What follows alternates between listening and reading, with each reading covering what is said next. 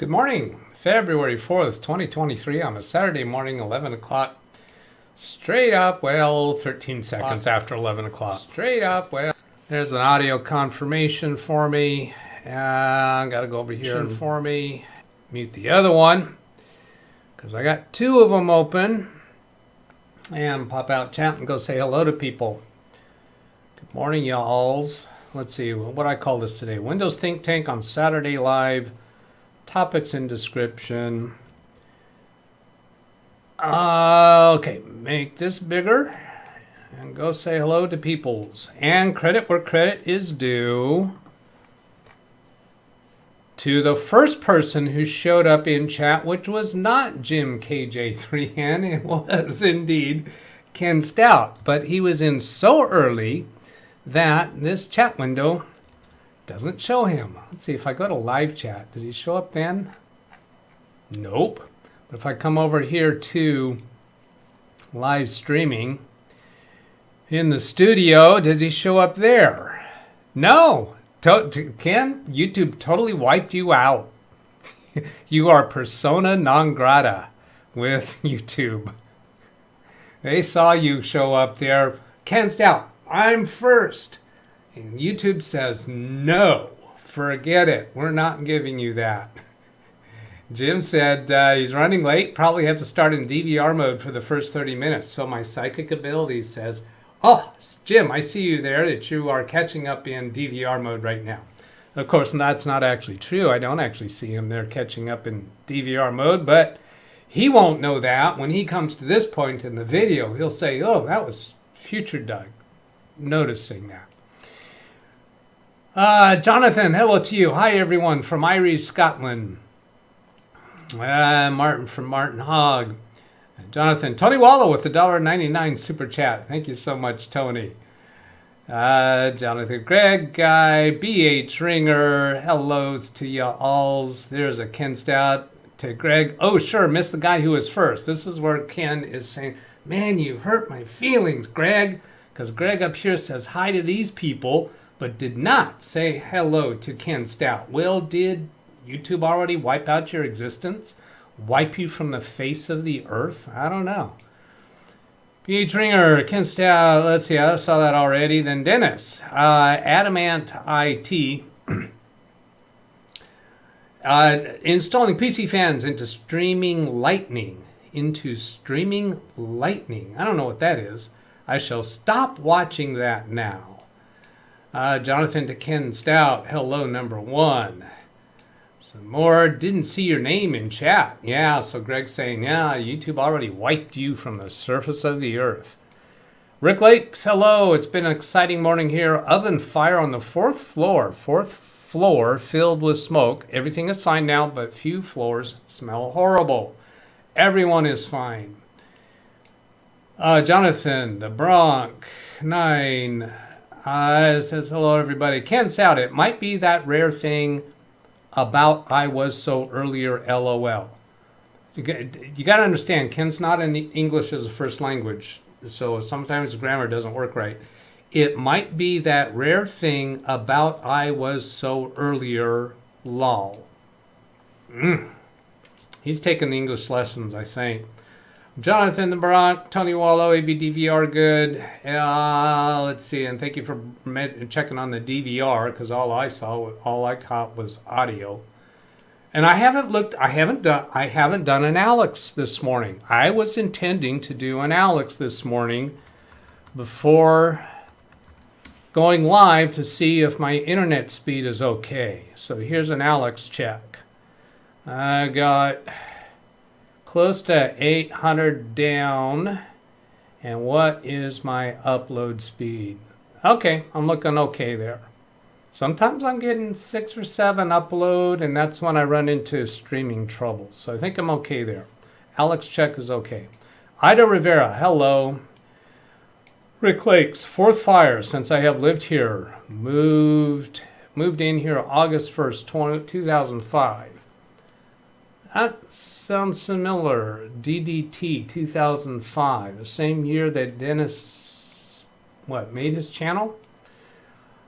Selden Ball, high 14 degrees Fahrenheit as usual, overcast here. My brother in Duluth, Minnesota said they were forecast something like -20s or -30s with wind chill. That includes wind chill in Duluth. Ken says, see, I called it. Maybe is that in reference to my YouTube wiping you off the face of the earth? Ida, hello. Speedy C says hello to everybody. Ran Israel, hello. Chris Garrett, hello. Everyone, I'm just going to sit back and watch today. May not join Zoom. And I do have Zoom up, but that reminds me, I had turned on the waiting room. I'm going to turn the waiting room off. I don't think anybody's there. Nope, nobody's in the waiting room. Zoom is open. Greg guy, we're 29 degrees now, but was down to 17 last night here in St. Mary County, Maryland. U.S. Navy retired. Thank you for your service. B.H. Ringer, Ran Israel, people saying hello to each other. Ida, that's awful. Glad you're okay. Where are you cooking? That's to Greg. Oh, the fire. Yeah. Who didn't say hi to Ken? That was Greg, I think. That didn't say hi to Ken back there towards the beginning. I'm not going to go find that now. It was not me. I live on the 8th floor. Oven fire was on the 4th floor. Lawn Dog Chris, Ken, saying hello to each other. Dennis, lighting. Oh, lighting. Not lightning, but lighting. Back here. Adamant IT install PC fans into stream lighting, not lightning. Yeah. Streaming lighting. Okay. Come down here. Let's go see who showed up in Zoom. Here it is. Oh, it's Ken. That's my dog. And Laura. I knew it. No, that's not right. About Doug. Huh? Doug knew everything there was to do about computers. He knew about input and output and backups and restores. Yeah. And the main thing he knew Images. He knew internet speed. Yeah. Get it How's all right. my audio, seriously? Your audio is seriously good. Okay. I moved the Yeti, that's why I asked. Oh, all right. I see what it looks like. Oh, that's your hand. That's a photo of your hand that's right up at the camera. Right, Like because that. if I were to That's turn weird. Here, if we get out of the way and I turn this light off right here, even though the green screen is probably not the best, I don't think it is. the Oh. background is actually Mom and I. We Yeah. went to Walmart one day and we were messing around, Huh? so I took that picture right there. Here, move back. And that's Mom and I. Of course, the chair's in the way. And you We're not a cut rate studio like you are. We do things on the cheap here. and you haven't figured out how to take a selfie without getting your hand in the shot. Not yet. I'm working on that. So anyway, I'm not going to be here long. We're headed to the hospital to see grandson number 3, grandbaby number 6. And, All right. Our time frame is like we need to be there right now. Or there won't be So- anything. So I So will be listening on the phone. all right. So Lorna, have you've already seen the new grand? Oh, she's not on. Hi, Lorna. Hi, hello, dog. How are you? Good. Let's talk, So talk I to was- the microphone right here. I was just going to ask you about your He'll pick you up from there. your first. Of course, now you guys can talk about me, and I have. He keeps interrupting me. He has no idea that I he's know. interrupting I me. know, he's talking something here. Yeah. All right, what is it you're going I was to going to ask you to tell about your first sighting of your new grandchild. Oh, what do you mean the first sighting? Is Yeah, when you first saw first one- saw the a grand, first one? what were your thoughts? What was your impression? Oh, it's like, this is the first time I've seen a grandkid that is American. Oh. Have you seen that? Have you seen Yana Bell? Well, I was talking, well, I haven't seen the baby yet. Oh, my first reaction when I saw the picture, which is the picture that they sent to me, it was like, oh my goodness, this is a long baby. Oh, you haven't seen him in person yet. Not yet. We're going Oh, okay. today. All right. Well, Yeah, good. yes. I'm sure you're On the going to enjoy picture, that. yep, on the picture he looks like really, really long baby. Like, oh Yeah. my goodness, it's gonna be like 7, 8. He's going to be like Grandpa. He's going to be tall, play professional basketball. Yep, yep, or whatever. Basketball. Basketball. Indiana University. It's already been decided. Go for that. I'm a fan of basketball. Well, I like my to watch basketball. So you think I steal your show? You have no idea what you stepped into with her. Take me to a baseball. I'll see you on Wednesday. Take me to the ball game and you will see the best of me. I got to give hand reactions to Ken because he can't hear me. Okay, go ahead. All right, you guys Okay, have a here good we day. go. Thanks for checking in and saying hello. All right. You got the Ken. There is replay, right? I can go back and see what you guys were saying about me. Yeah, that part's edited out. Yeah, I already hit the edit button, so no, it won't be are available good. on replay. I see Alex joined us. Hi, Alex. Hello, Alex. Yes. Hello, Doug. I don't know if you know what's been going on around my house, but we've been losing. Everybody in town except for me has been losing power on and off. But I've been losing internet. I've been without internet been without my fiber optic for the past like 3 days. I've been operating completely off of my cell phone. I did hear that. I did catch up on last night's Ken Stout show this morning. So yes, I did hear the stuff that you were saying where they cut off your internet in response to your request that they cut off the phone service, but they actually shut down your entire service, right? Right. But the thing is, it's kind of a whole confusing mess because it got shut off. It got shut off when everybody else was losing power because of the ice storm we've been having down Right. south. And so I don't know if it's really because of them or if it's because of the bad weather. And they've just got lines down. It's kind of I really don't know what to think. Yeah. Gotcha. Let me catch up a little more with people in chat here. Photo Mix Media. I'm going to try to skip over names that I've already caught here. But Dennis, I knew when I pronounced adamant, that's not correct. It's I can't ever think the right. It's when you're insistent. Adamant. Adamant. That's it. Adamant. He told me that. Dennis told me that before. It's adamant. It's not Adam Ant. Adamant. Yeah. Okay. There you go. Thank you, Ken. And your English is getting so much better that you figured that out for me. Mucho dinero. Tim Sal's here. Hello. Rick. Yes, Duluth was very cold. Mike Wojcik.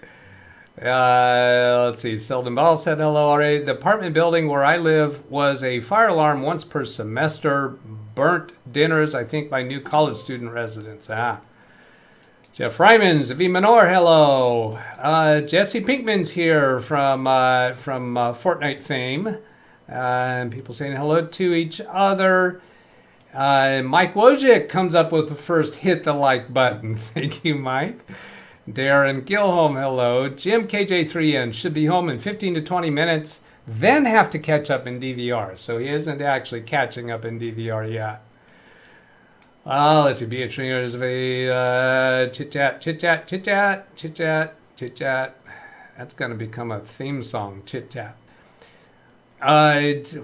Darren, my people saying hellos to each other, skipping through those a bit. Trying to spot new names that I haven't said hello to yet, but I think I've caught everybody, and there we're caught up.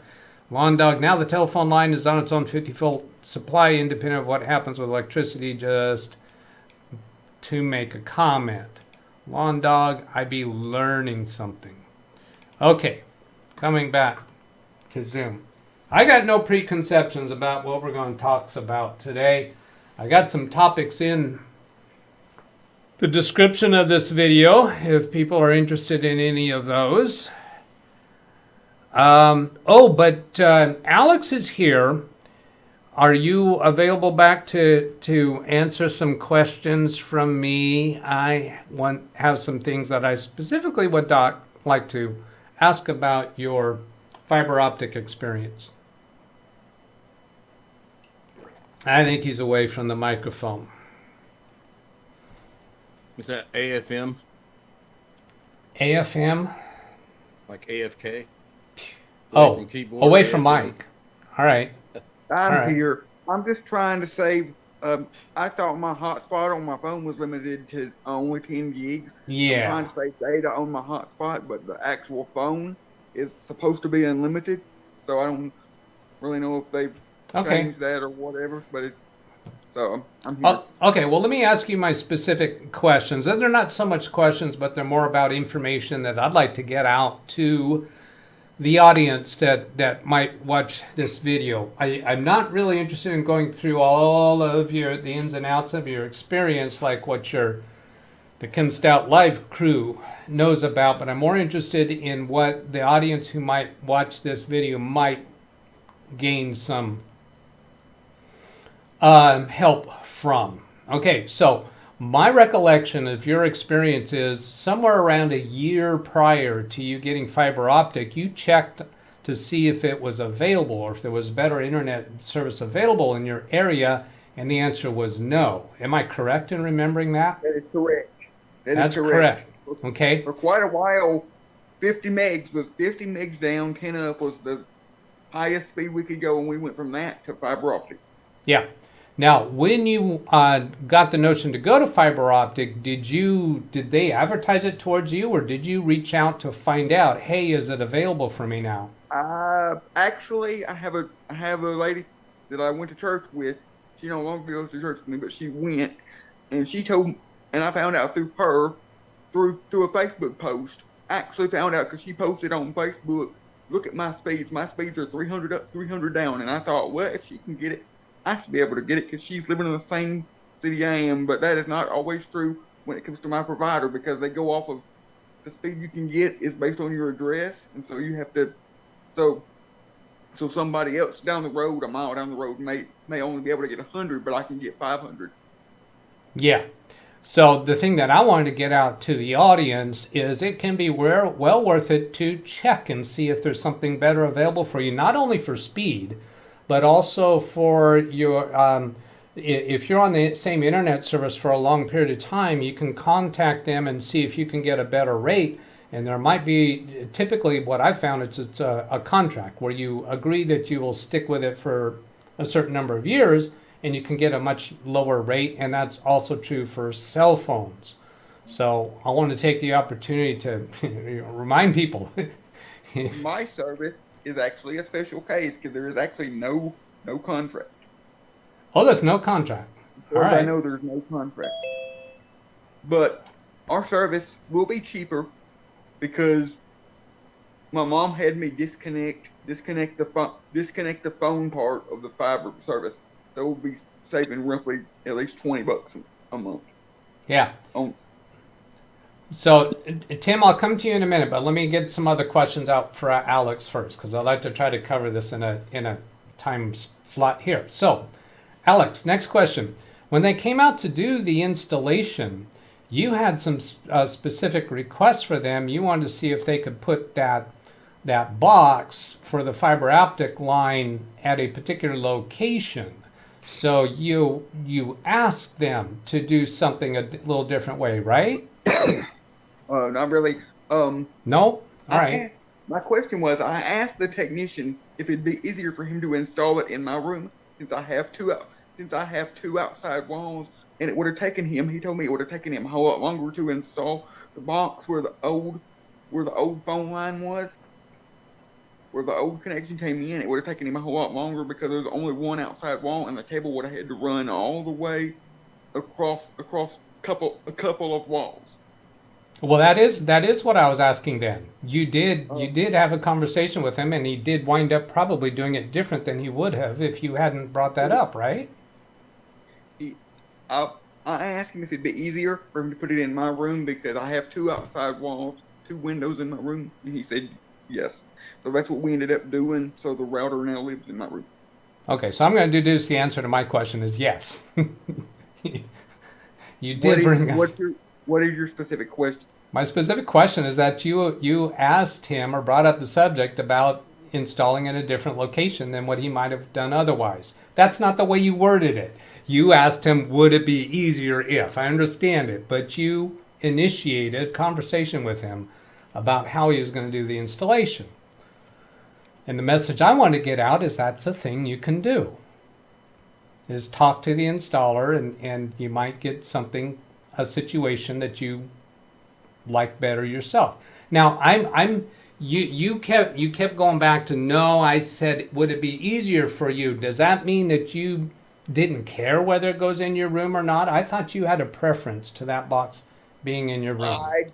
I really didn't care. It don't matter because the router, I recently got a new router anyway, and it don't matter because no matter what, no matter where the fiber box is, we get full signal all over the house as far as like the Wi-Fi. So Ken is totally puzzled by what he's hearing here, because he was saying, yeah, that's what Alex wanted, and then Alex is saying, no, that's not what I wanted. There's no puzzlement whatsoever. We all know that Alex is running for the mayor of Sheridan, and he's just practicing on us.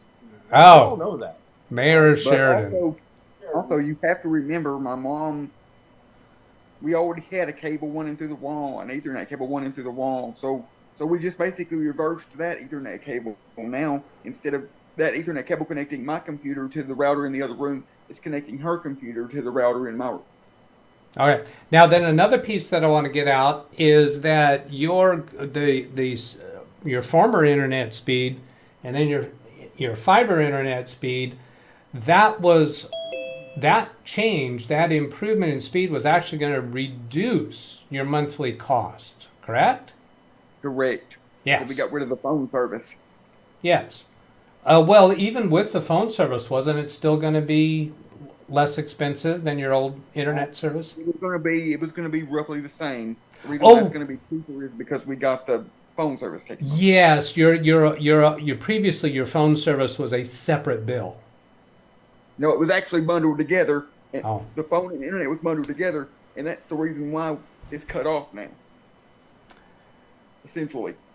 Yeah, okay. Okay. So before you went to fiber, your phone service was bundled with your internet service. I called after we got fiber installed. No, stop. That was not my question. You're changing my question again. Before you requested fiber optic service, your old scenario didn't you have two separate bills, one for internet and one for phone? No, it's always been bundled together. All right, I misunderstood that then.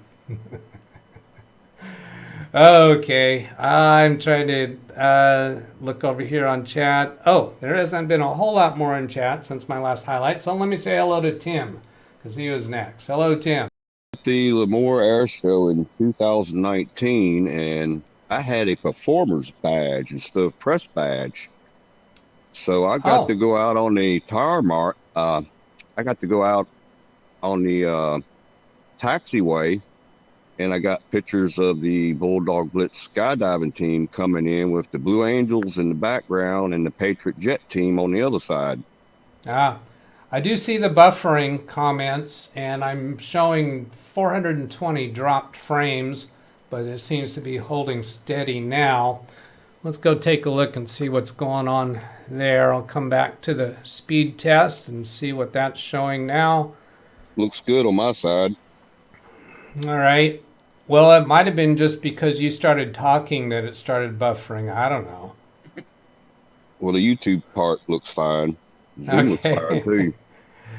Yeah, I think that buffering was probably brief. Let's see. Greg says it was buffering. Wintermute okay again. Jonathan buffering, yes. OMG from Photomix Media. What happened? Back again. Anyone else buffering? So there's quite a few buffering comments happening in there. And Wintermute has a Wikipedia for adamant. God.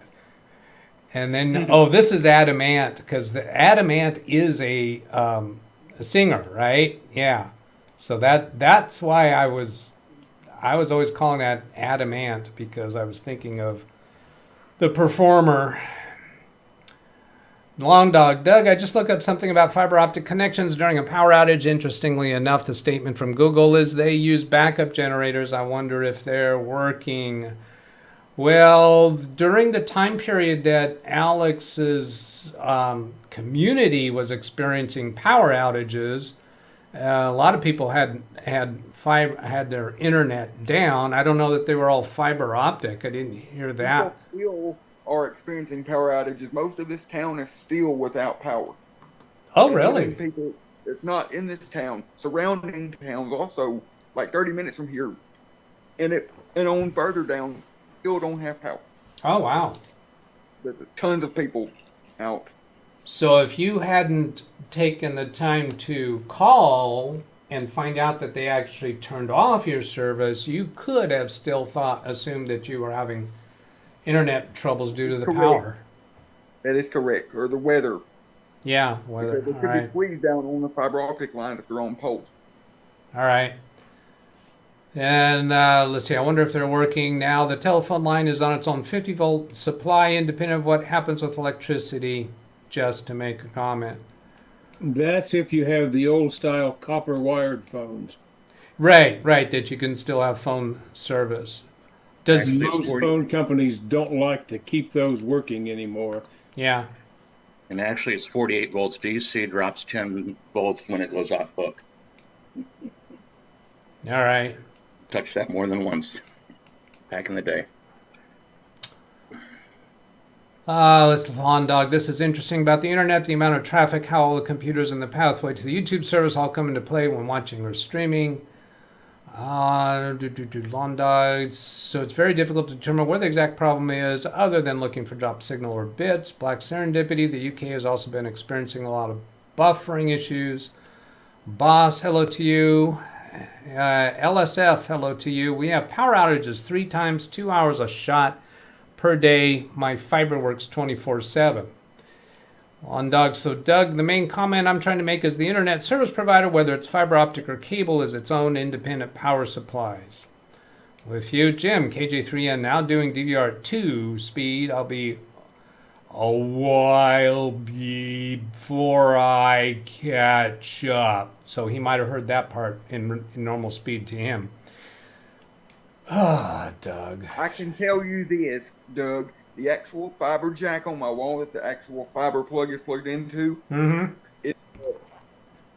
even though it's disconnected on the route, even though the router shows it as being disconnected, the actual fiber box shows all the lights on as if it was working normally. Yeah, that I heard you say that, and I'm deducing that those lights are indicating that the box is able to communicate with whatever it connects to. But since your service isn't on, you're not actually all of your.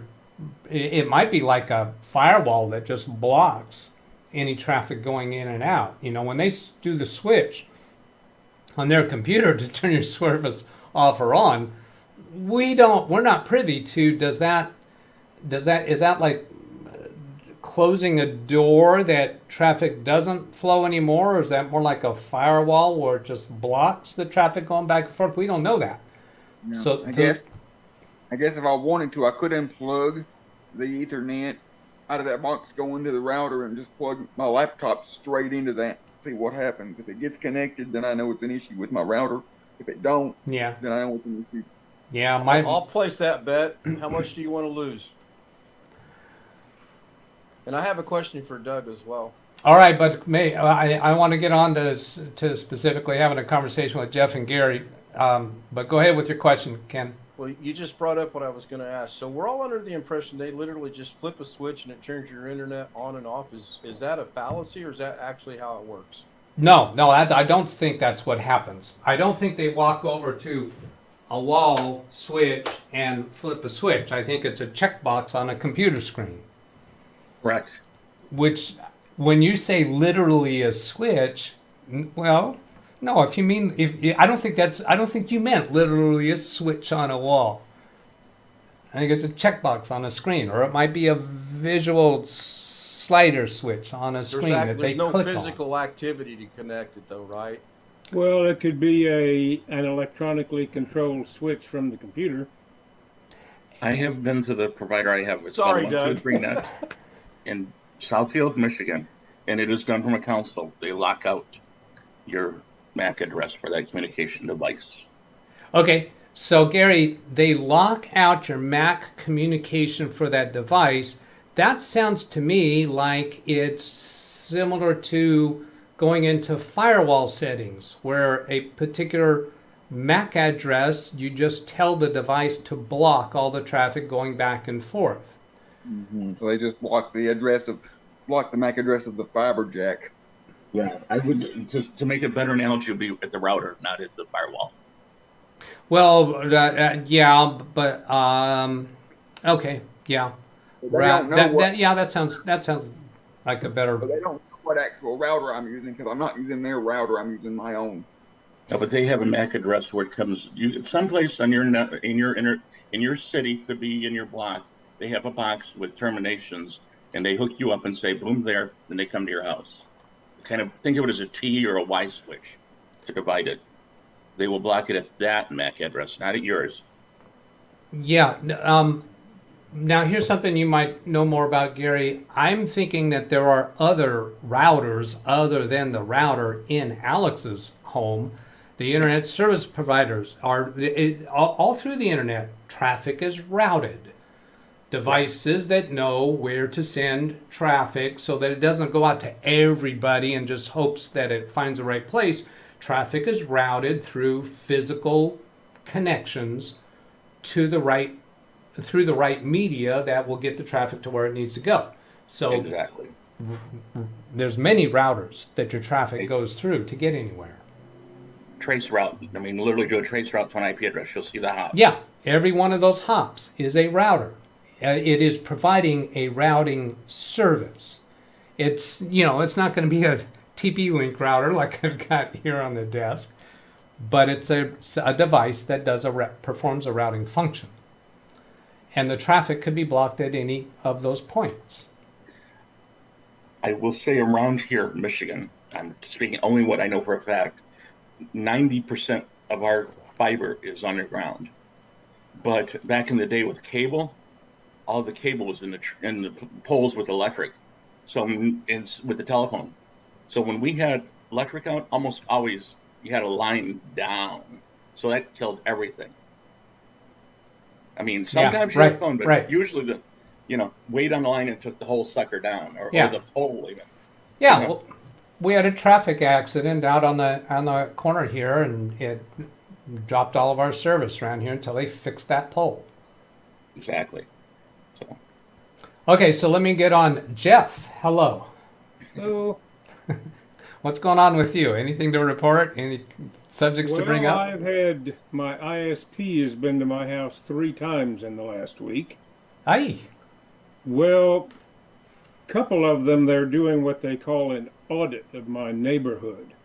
They've had issues with the whole area, so they've been going to every house and literally checking every connection and how the microwave radios are aimed and all that sort of thing. They found that the structure holding up my radios was not grounded. The radios are grounded through their connection into the modem, which is plugged into an outlet in my house, but the supporting structure was not grounded, and that's something they're supposed to do. So they came and grounded that. They also found some loose connections on the roof, but it didn't change the speed any. I'd had another guy here a few days earlier checking everything in the house from the modem. He didn't go on the roof or anything. He didn't check your plumbing. Now, I have improved speeds now, but I can tell you that speeds are hard to measure. I can get variations between testing locations of as much as 300 to 400 megabits per second. Depending whose test you run, you can find like half a dozen places that you can connect to measure tests. You got the Google speed test, you got the Ookla speed test. Your ISP ISP itself may have one that they like. Mine likes an outfit called Cloudflare in California. And I can go to all of those and get variations all over the place. Yeah. Yeah. And I've even started checking my equipment. I ran a mem test on all my memory. And now it wasn't at the XMP speed. I set it back to the base speed to run that and didn't find anything. I'm going to rerun it at the XMP, which is what I normally have on, but it's like an 11-hour test. Now, Gary mentioned traceroute earlier. TRACERT, I think Right. is the command. And so if you were to find, hang on a second, Ken. If you were to find what the address, oh, you got to go. All right, understood. Sign language there. That was effective. But in response to the things that you just said, Jeff, if you do that, choose a speed test, one particular source of speed test, and Right. do it 30 times in a row. See how much variation you get over that period of time, or Oh, even I don't even have to do it 30 times in a row. I can go to the Ookla test, for example. One time it'll be 700 down, 200 up. The next time it'll be 300 down and 30 up without changing any settings or anything. Okay, let me finish my thought, please. Okay.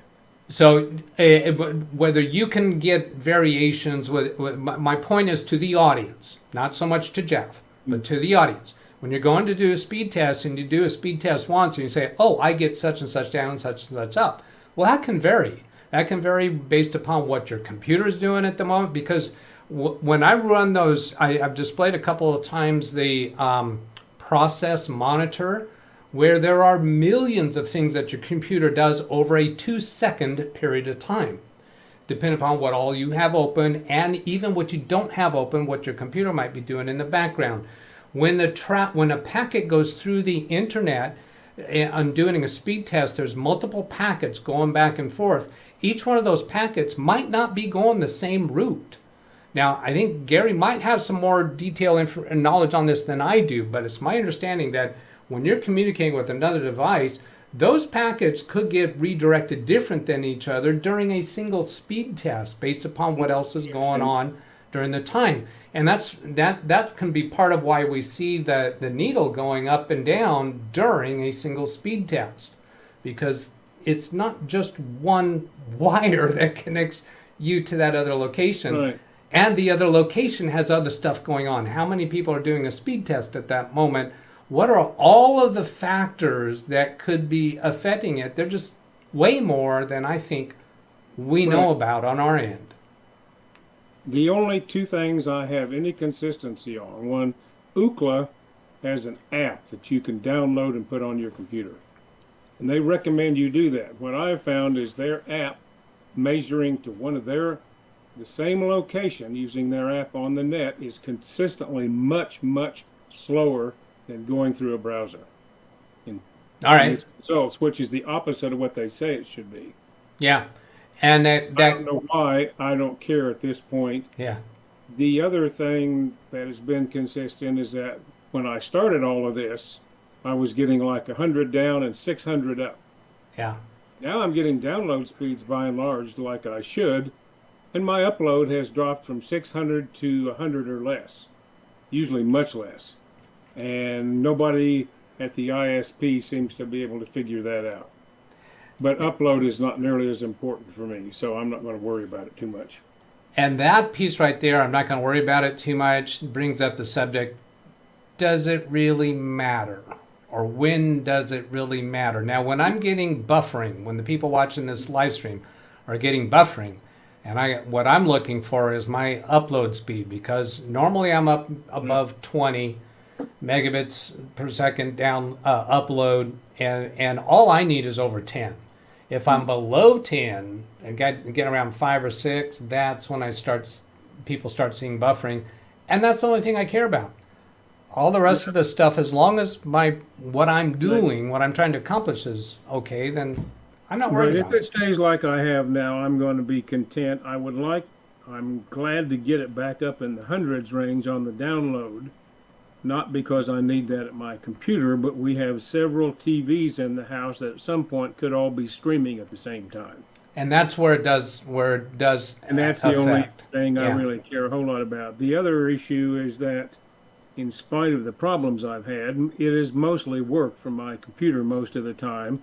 And because I agreed to be what they call an anchor house, they're charging me $35 a month, taxes, fees, everything included. And you can't beat that with a stick. Oh yeah. Wait a minute. Say that And the again. other How thing much? that the guy did do when he was here, he replaced both of my Eero routers. They're now upgraded to 6E routers. Okay. Oh, and that was another piece about asking your provider, checking in with your provider. I have had a number of times where I've found that they have a newer device for me to use. And Now, they have newer radios they could put on the roof, but the tests showed the guy had his own laptop, and he consistently got 700 down and 200 up, whether he did it at the modem, at the first router, or at my second router in my office. yeah. And I was not getting those speeds when he was here to test. Now, I haven't picked up my desktop and gone down to plug it into the modem. It's downstairs. But that made me think maybe I had an issue in the computer. Yeah. And so that's what made me start looking at things. I made sure I had the latest driver for the Ethernet All right.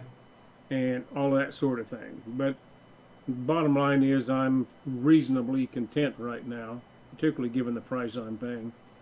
So, Well, while you were talking there, I looked closely to try to read Gary's cartoon on his thumbnail. well, Gary's weird. I'm sorry. Well, I'm going to read it just. So sometimes I like for people to be able to watch my videos without having to watch them, so they can listen. So I read. That's why part of why I read things out a lot. But the cartoons shows a man standing at an ATM and another man behind him. It says, "When you are behind somebody at a cash machine, gently kiss their neck to let them know you are not a threat." Yeah. My wife told me to try that next time at an ATM. I don't think I'm going to. Yeah, yeah. I know. You might come home with a black eye. If I'm lucky. All right, I'm gonna go catch up a little bit in chat. Selden Ball, brief power outage. I was talking about that yesterday with my mom and dad when I was explaining the whole Windstream thing to them after I got done talking to them on the phone with customer service. We were talking about, how much speed do you really need? Yeah. And I agree with them. Most people don't notice. Only reason why I want this faster speed is because I had it when I was at college, and I miss it. And being in IT and doing all that I do with remote support and all that, it really helps having. But most people don't need it.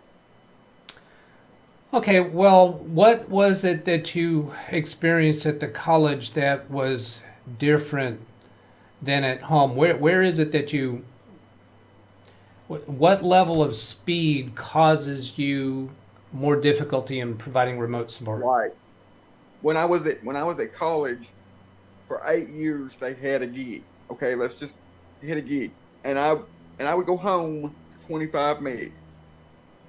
At the time, I would go home 25 meg down, 1.5 meg, and I would think, oh, but on the bright side, I couldn't upload a video with 1.5 meg. But on the bright side, at the time, I could take a flash drive up to school, and if I wanted to upload a video to YouTube, I could upload it at the school. That's what I was looking for. The place where you would notice the difference is uploading and downloading files, right? Yes. That's where you notice the difference. And that's Being Gary, it makes you type faster with that 1 gig. right. Yeah. Well, I you could not mentioned upload that, Doug.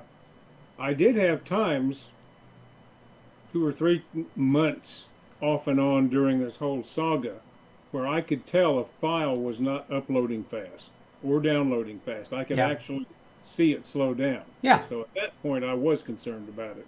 Yeah. But Well, that's when you notice it, definitely.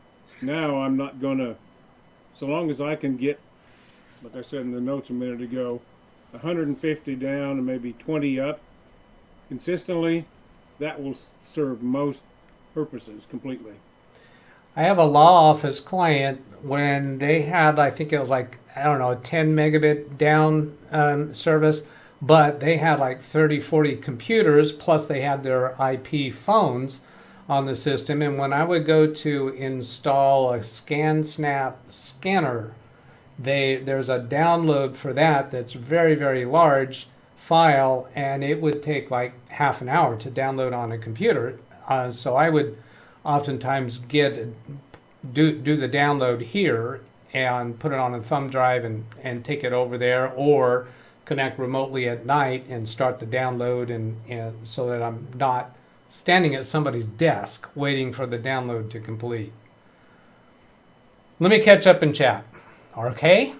Everybody okay? Cool with that? Yeah? Okay, here we go. Let's see. Greg to... Let's see. Seldom brief power outage. Everything recovered surprisingly quick. I think I already caught that one. Greg to Jeff says, no texting while you're in Doug's Zoom. You will get put in the waiting room, aka the Alex room. Lawn Dog, they turned everything on electronically. They send a special code that's unique to the particular router assigned to you that activates the data. Yes, it's an electronically controlled switch. So I think he's responding to the question about what do they actually do to shut off your internet connection. Send a special code that's unique to the particular router assigned to you, and that activates the data. So that, if that's authoritative, and I don't know, that would be saying that it's the device that's in Alex's case, in his home, that the switch is there. So that means his device still has to be doing two-way communications with their central office, which would explain why the lights on his device are indicating the connection is live. They're on. They said he'd be back on within 24 to 48 hours yesterday, and I know they're not going to send somebody out within 24 to 48 hours. Somebody physically out to the house. Right, because they're just going to throw a switch, and it takes a while for that person for you to bubble up on their to-do list. Greg, they may deactivate the MAC ID on the modem from their network. Black Serendipity, the account features are controlled through a security record on the ISP server. The account features controlled through a security record on the ISP server. Yeah, agreed, but then what does that actually do? Is that actually turning the service off through the device that is at the residential location or business location? But do we really care? Not really, it's just curiosity. ISPs only allow MAC IDs on their networks. Well, some words left out of that sentence. Only allow MAC IDs on their networks. Well, okay, so yeah, the ISPs will activate or deactivate service based upon a MAC ID. LSF, but Alex's router doesn't have an IP address from his ISP when his service is down. Well, do we really know that? Yes, I know that. Because my TP-Link router that I have gets a public IP address on it, so internet port. Well, okay. Right now it does not have an IP address, a DNS server, anything like that. Okay. Completely. But when your router is connected, when your service is up, your router has a gateway address. And that gateway address is another device that is between you and their central office. So that gateway device is a router. It's before what you think of as a router. Well, it has a routing function. I don't know that in fact, I know they don't call it a router, but it has an IP address. And is it that device that is blocking the connection to your router, that is stopping the assignment of an IP address to the WAN port of your router? But again, this is nuts and bolts that don't affect us. But my router also, if it's connected fine, I can see my IP address, their subnet mask, and their default gateway, the router that I'm connecting to. Right now, I can't see any of that. It's all zero. Right. It's all zeroed out. Yeah. Now, can you not see that because it's that gateway device that has shut that off, or is it something even before that gateway device? I don't know, but I'm curious. That's something we're curious about, but we'll never find out because the customer service won't be able to tell us. Probably not, and I wouldn't be surprised if the technicians that come out to the house don't even know that. Now I know that for a fact because the guy that came out to install the fiber optic at my house, Yeah. he's 24 years old, not even a college degree, and I knew more than he did. I told him a thing or two. Yeah, I'm have He no helped me doubt. wire all the computers and stuff up. Yeah, I would have no doubt about that. He's just trained to do a job. Then, Greg, it all depends on what connections you have to go through to reach those test servers, time of day effects. I'm going to try to get through these a little bit quicker. Don't get what the speed obsession is all about. Good, Ida. Good. Keep bringing us back to that because the speed obsession only matters when it actually affects what you do. And there are times when it does affect that.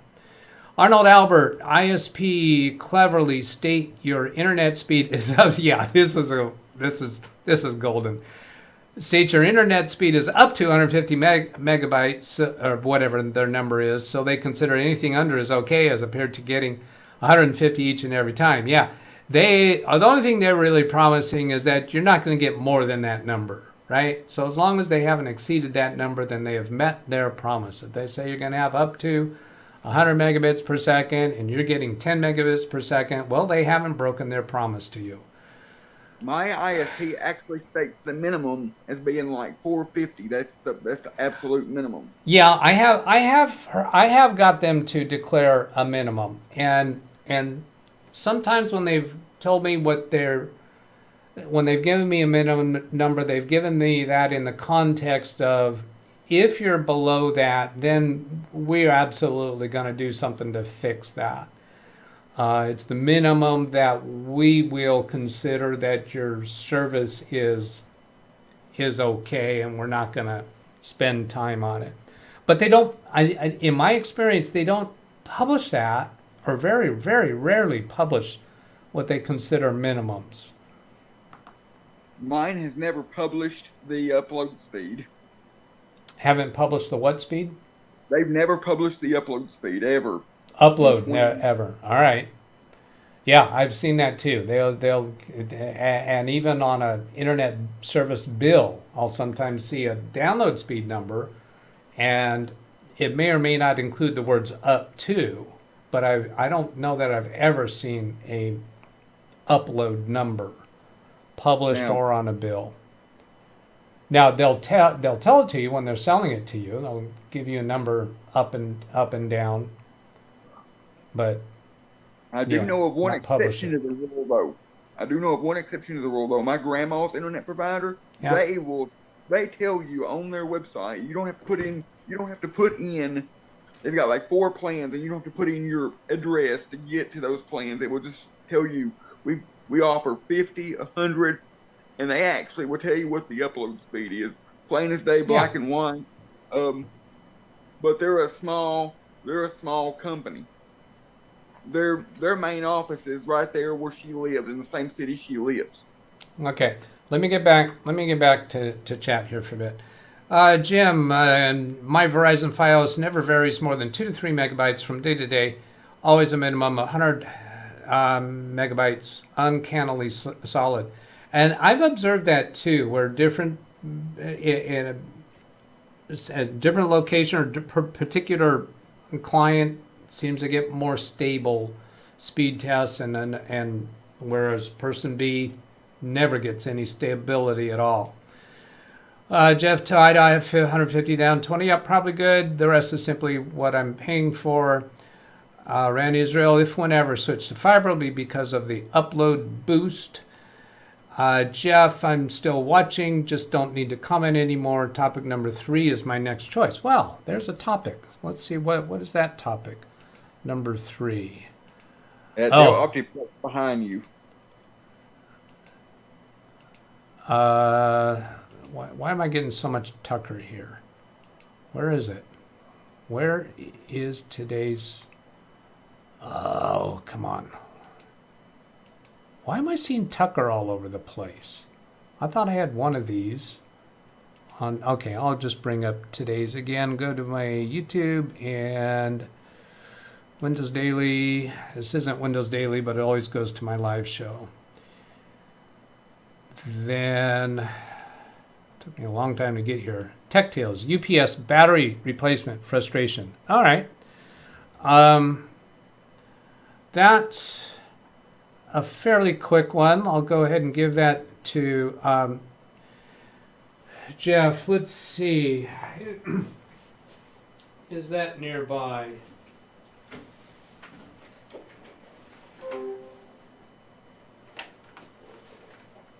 Yeah, I think it was it this one?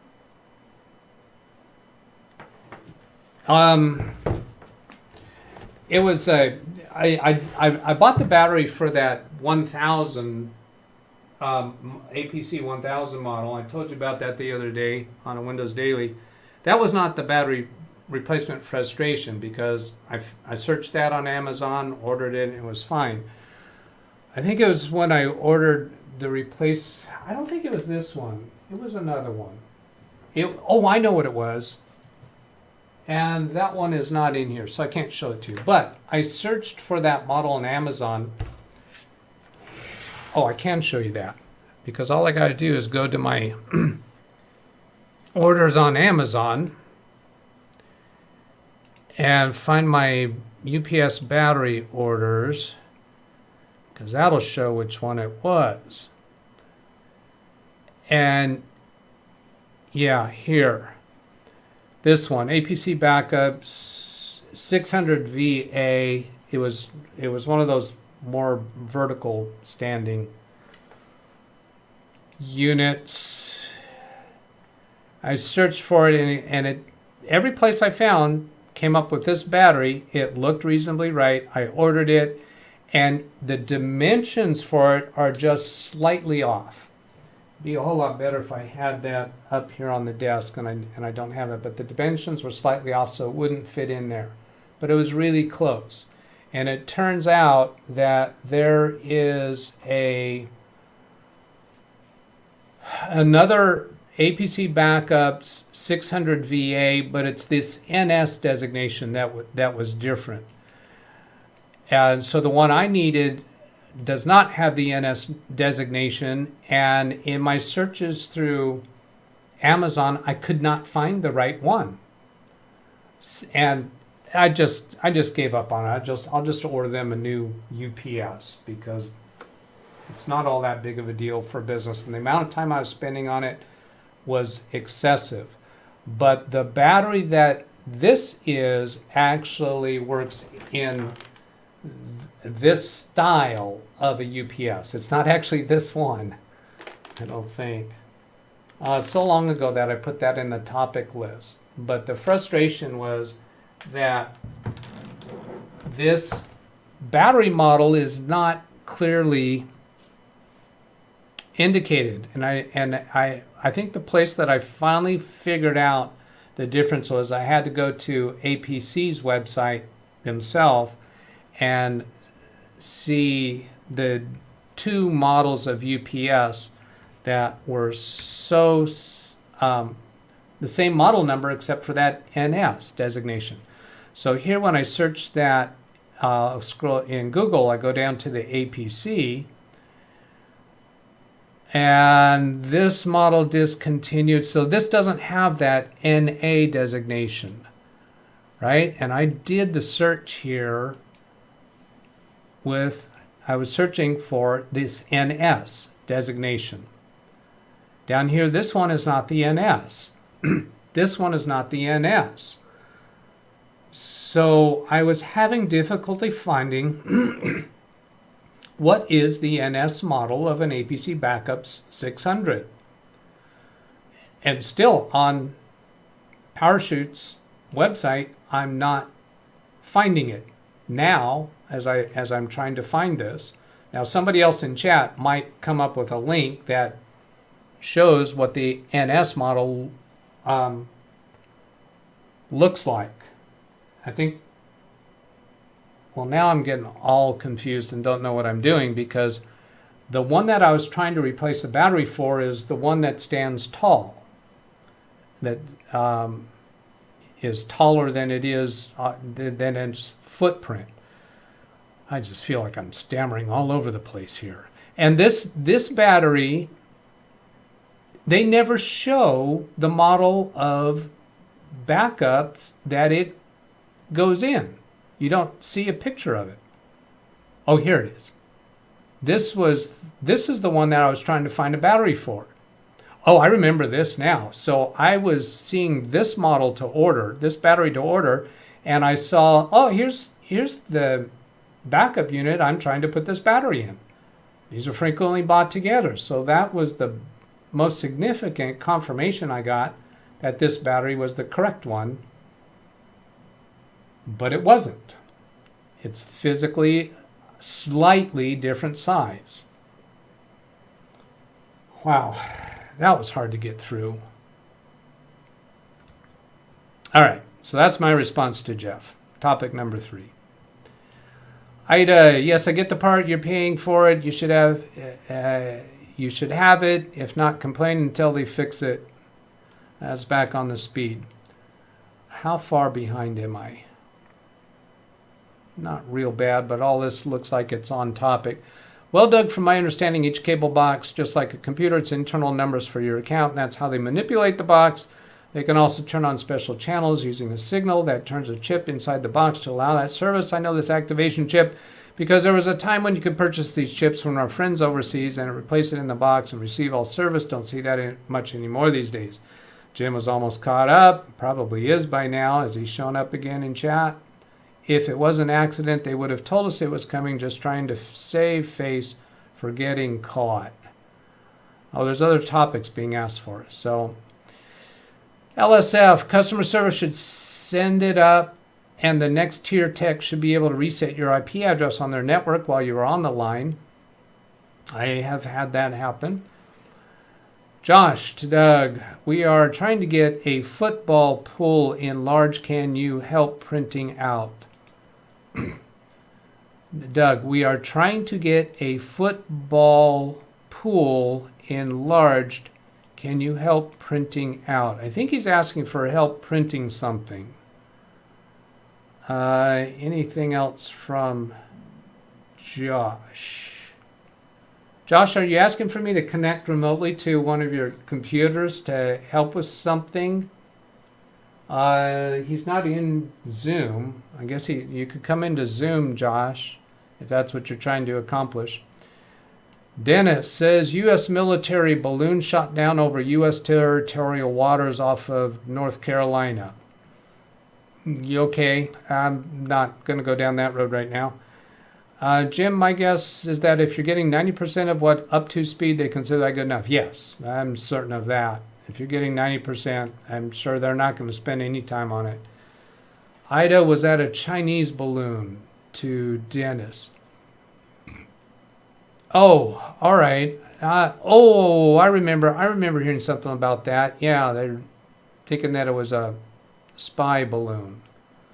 There was some of that going on in World War II, if I remember right. LSA required to state connection speed always up to. I didn't know it was a legal requirement. That's curious.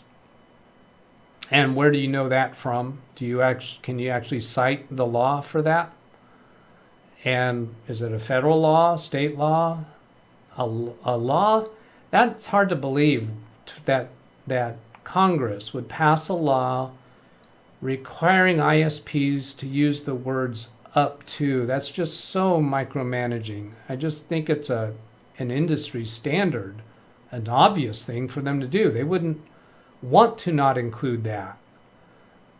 Why would Congress pass a law forcing somebody to do something they already want to do?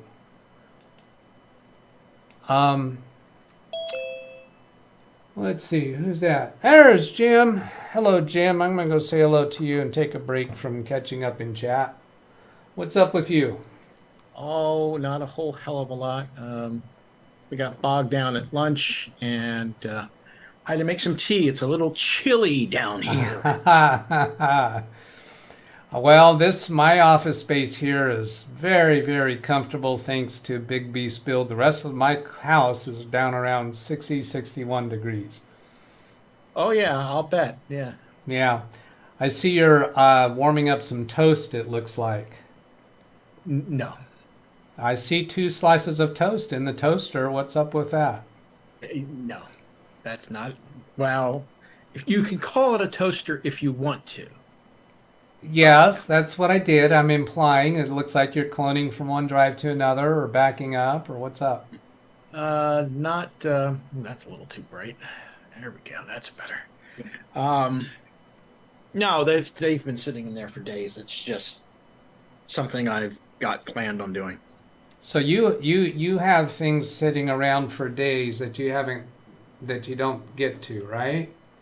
Yeah, they're Just- projects. They're not anything that a customer relies on. They're just projects. Oh, and you're pointing out that this is a customer job that I've had on my desk, obviously in the same state of open panel for a few days of Windows Daily shows. Well, a few days. I think it's probably been a little bit longer than that, hasn't it? Well, I think it's been a few days that the side panel has been off, but it's been on the desk for a couple weeks. I was Few going to say. weeks. Yeah, that's the one. Been there, done that one. Yeah, that's the one that had the hard drive that I sent off to $300 data recovery, and then discovered why my client wasn't really in a big hurry and actually declined the recovery job once they confirmed that they could recover files. We said, no, never mind. We don't want it. Can I make a request? Yeah. Topic number 7, please. That was the next thing for me to go in chat. I was looking at right there. So let's go look at topic 7 and see what that is. I think it's over here. Topic 7, Tech Tales Scrambled Accounting Puzzle. No, that can't be the right one. No, I highlighted the wrong one. Result of troubleshooting printer failure to do automatic duplex printing. I think I had that printer on the desk last Saturday. Did I not? Or didn't you play hooky last Saturday? Oh, I did play hooky last Saturday, so it must have been the previous Saturday. I think I had it up on the desk. Yeah. Offering to troubleshoot it that day, and we did not get around to it. After I stopped the live stream that day, I turned my attention to it and had it fixed in about 2 or 3 minutes. And it was exactly what I was expecting it to be. But let me give a little bit of the story with the client, because what happened is the client the initial communication was the client wanted to order a new printer because she was having trouble with her printer. She wasn't interested in letting me try fixing it. And she wanted me to find a printer that would do automatic duplex printing. And they wound up sending me a link for a printer on Office Depot, because I gave them some links for Amazon. They wanted to get it through Office Depot for whatever reason. So they sent me one that they found on Office Depot, and I researched it and found that yes, it does automatic duplex printing. It was a little bit sketchy to get that answer locked down because the advertisement on it wasn't real clear. So I told them, yes, that one will work. So they got it from Office Depot. Their head of security set it up on her desk, and she called me complaining that it won't do automatic duplex printing. Doug, you were wrong. She didn't say it that way. But that was the implication. You are wrong. This one doesn't do automatic duplex printing. I went back. Basically, she thought you were confused. You didn't know what you were doing, right? Right. Okay. Right. So I said, well, can I connect remotely to your computer and see if I can fix that? So I connected remotely and went in and saw the indications on screen saying that the automatic duplex printing is enabled. There was a setting in the detail for the printer that confirmed that that device was enabled. But still, every test that I did, it failed to print duplex. I figured maybe just she's doing something wrong when she's sending from her application. So I just did a very simple test of it, and it failed. And I explained to her how the duplex should print, because this thing, the paper should come out and then the printer should suck it back in. She said it's not doing that. So I said, well, can I come out and have a look at it? And I sent that request by email.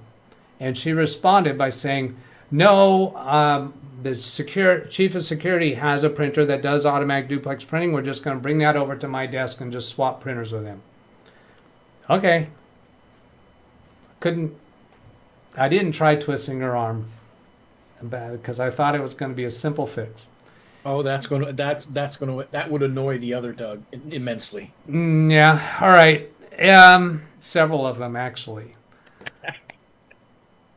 Yeah. And it was difficult to not twist her arm to let me come out and do it. So anyway, a few days later, I'm figuring that they got it working and they're satisfied, but because I hadn't heard from them for a few days. And then I got a contact from her. Could you come out and fix my printer?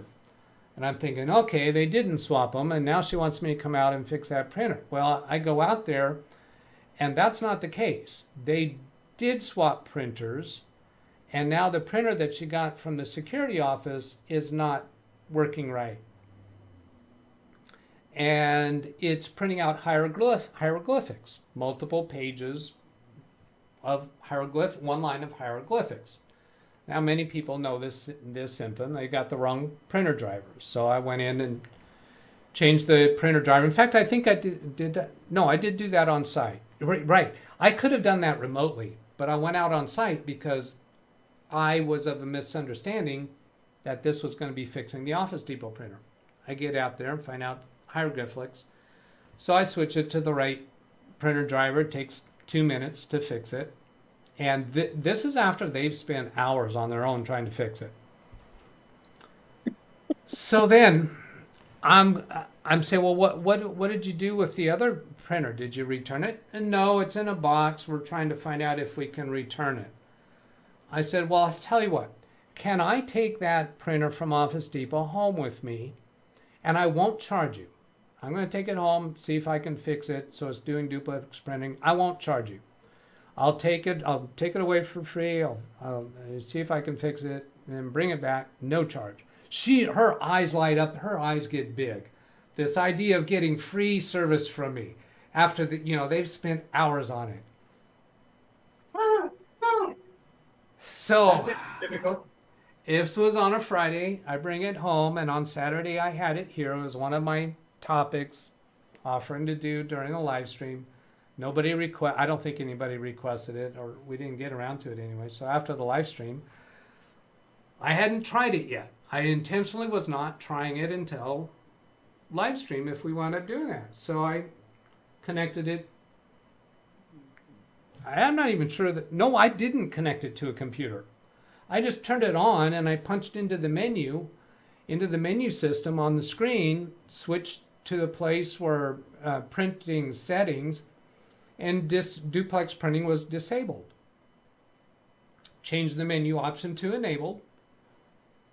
Shut the printer down, turn it back on, be sure that setting change stuck. And then Monday, I called her and said, hey, I got your printer fixed. Mind you, I haven't tested it with any computer yet. I was that confident in this. I got your printer fixed. I'm not going to charge you for it. I'll bring it back to you. She's just so thrilled. She's just hook, line, and sinker, on Team Doug now after the amount of time that they spent trying to fix it. So I bring it back out to her, set it up, and we do duplex printing from her computer, and she's just over the moon happy. All because she wouldn't let me come out and try that on-site fix. It occurred to me that I could try to talk her through the settings on it, but she's not. No, she's not technically inclined enough to be able to accurately describe to me what she's seeing on the screen and walk her through it. So that's topic 7. Okay. Come back to chat. I saw that on local news yesterday. Chinese balloon accidentally got into the U.S. Accidentally, yeah. Jim had a reaction to the word accident there. Jeff to Jim, the techs on my ISP and I both agreed it was normally getting around 80% up to speed. That was quite acceptable. I agree to that too. Use the quotes. Oh, quotes. All right, moving on. If it was an accident, they would have told us it was coming, just trying to save face for getting caught. Yeah, of course, if our authorities were notified, would that word get all the way through to the news media to us? If news media knows the explanation behind any story that makes it less emotionally reactive to people, they don't do that. They don't give us that. They want an emotional reaction. So that's a variation on if it bleeds, it leads. That's right. That's right. And that was the same thing with the cows in California, in Pico Rivera. Did any of you hear that about that? Story came out a few days back. Cows escaping from the butcher shop. That's not the right word, is it? Whatever. And they were running through the streets of Pico Rivera. Well, Pico Rivera is where I was born and raised up through first grade. So my brothers and I, we looked at that news story on our Friday night Zoom session, but there was no explanations behind how it happened. There was a lot of speculations going on. And then we looked at the follow-up stories yesterday, and we did find reports that were saying that a gate was accidentally left open. So it was not animal rights activists freeing these cows. But my reason for bringing that up is that when they first gave the news story, they were getting these people out on the streets that were seeing this and trying to build it up about how dangerous it was and the havoc that was being created, and just making it a big emotional overkill. Coming back, what is the make and model of UPS from Wintermute? I think I already answered that. This question there was probably prior to that. I've replaced batteries in UPS with PowerSonic brand. APC does not use their own batteries. Anyways, they use other makes. It's topic 7, duplex printing results. So just covered that. And Greg, have replaced batteries UPS larger capacity. They work fine. I've had that where I had one occasion where I ordered replacement battery and it came in 1 amp hours lower than what I ordered, and I was unhappy with that. So that was another battery replacement frustration. On Dr. Greg, that's so cool when you can do that. I've done the same too. I'm not sure what that was in reference to battery replacements, I suppose. Sometimes dimensionally, you find exactly dimensionally correct battery in a slightly larger capacity. I love that when that happens. Sometimes the little numbers have to do with the terminals, meaning the size of the terminal and also the orientation of the positive or negative. But digging that information can be like pulling teeth. Yeah, and that's my frustration. It almost makes me would just replace the whole unit. Because there is a thing about the electronics inside a battery backup that gets damaged or worn out based upon the number of power episodes it has experienced.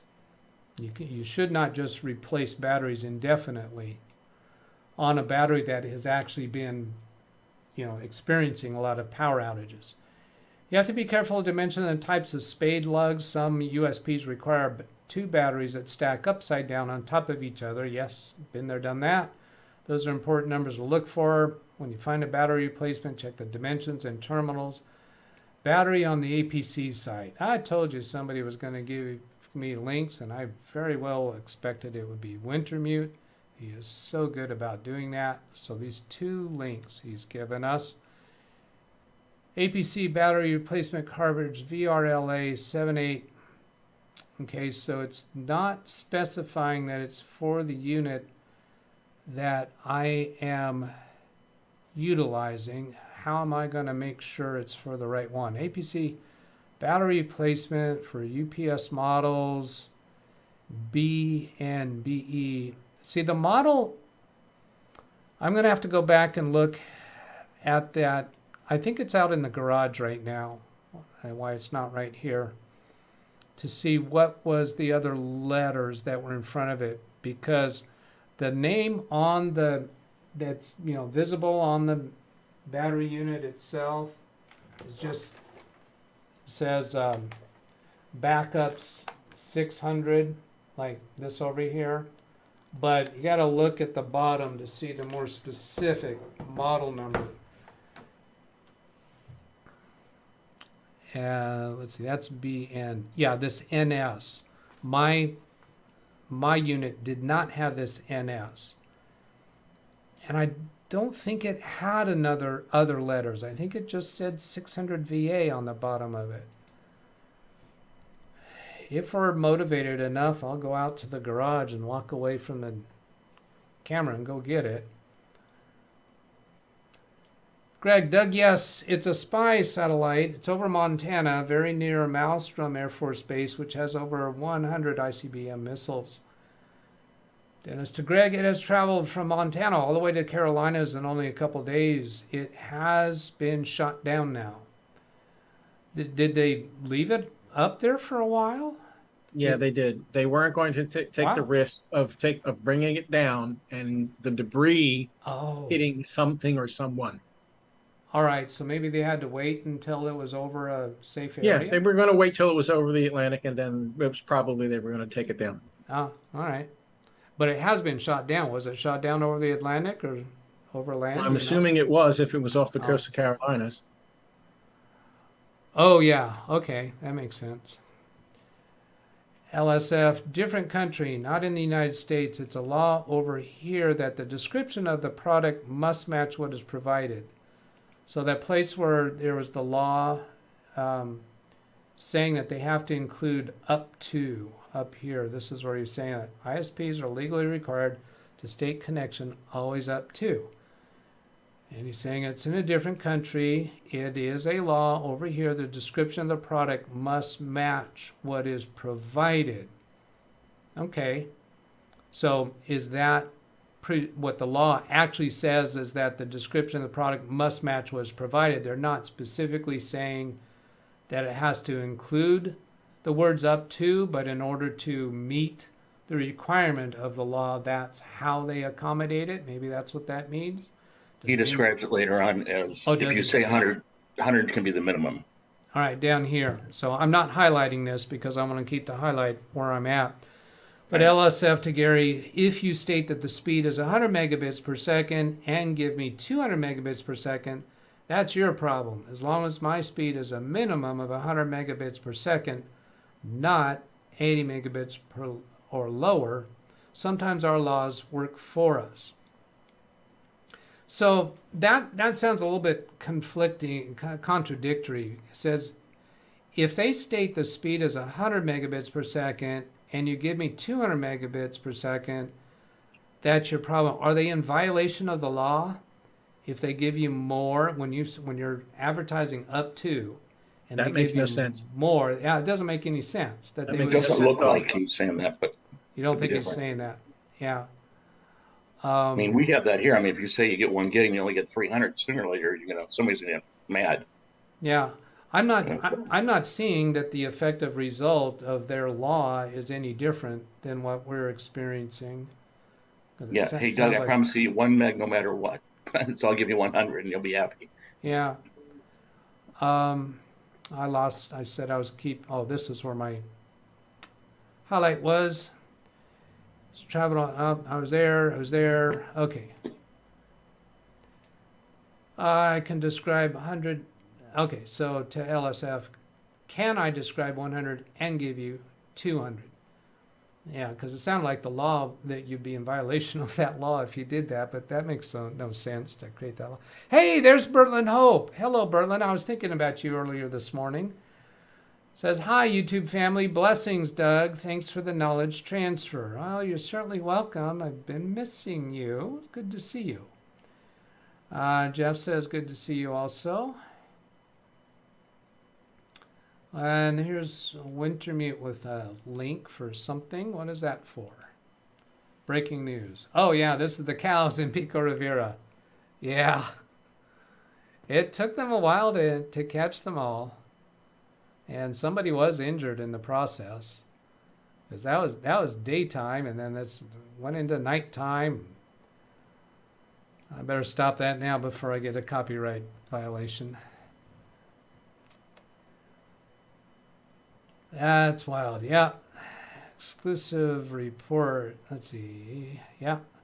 LSF. I already read that. Wintermute. Battery I linked is for this model. See more specs. So let's see what model that is.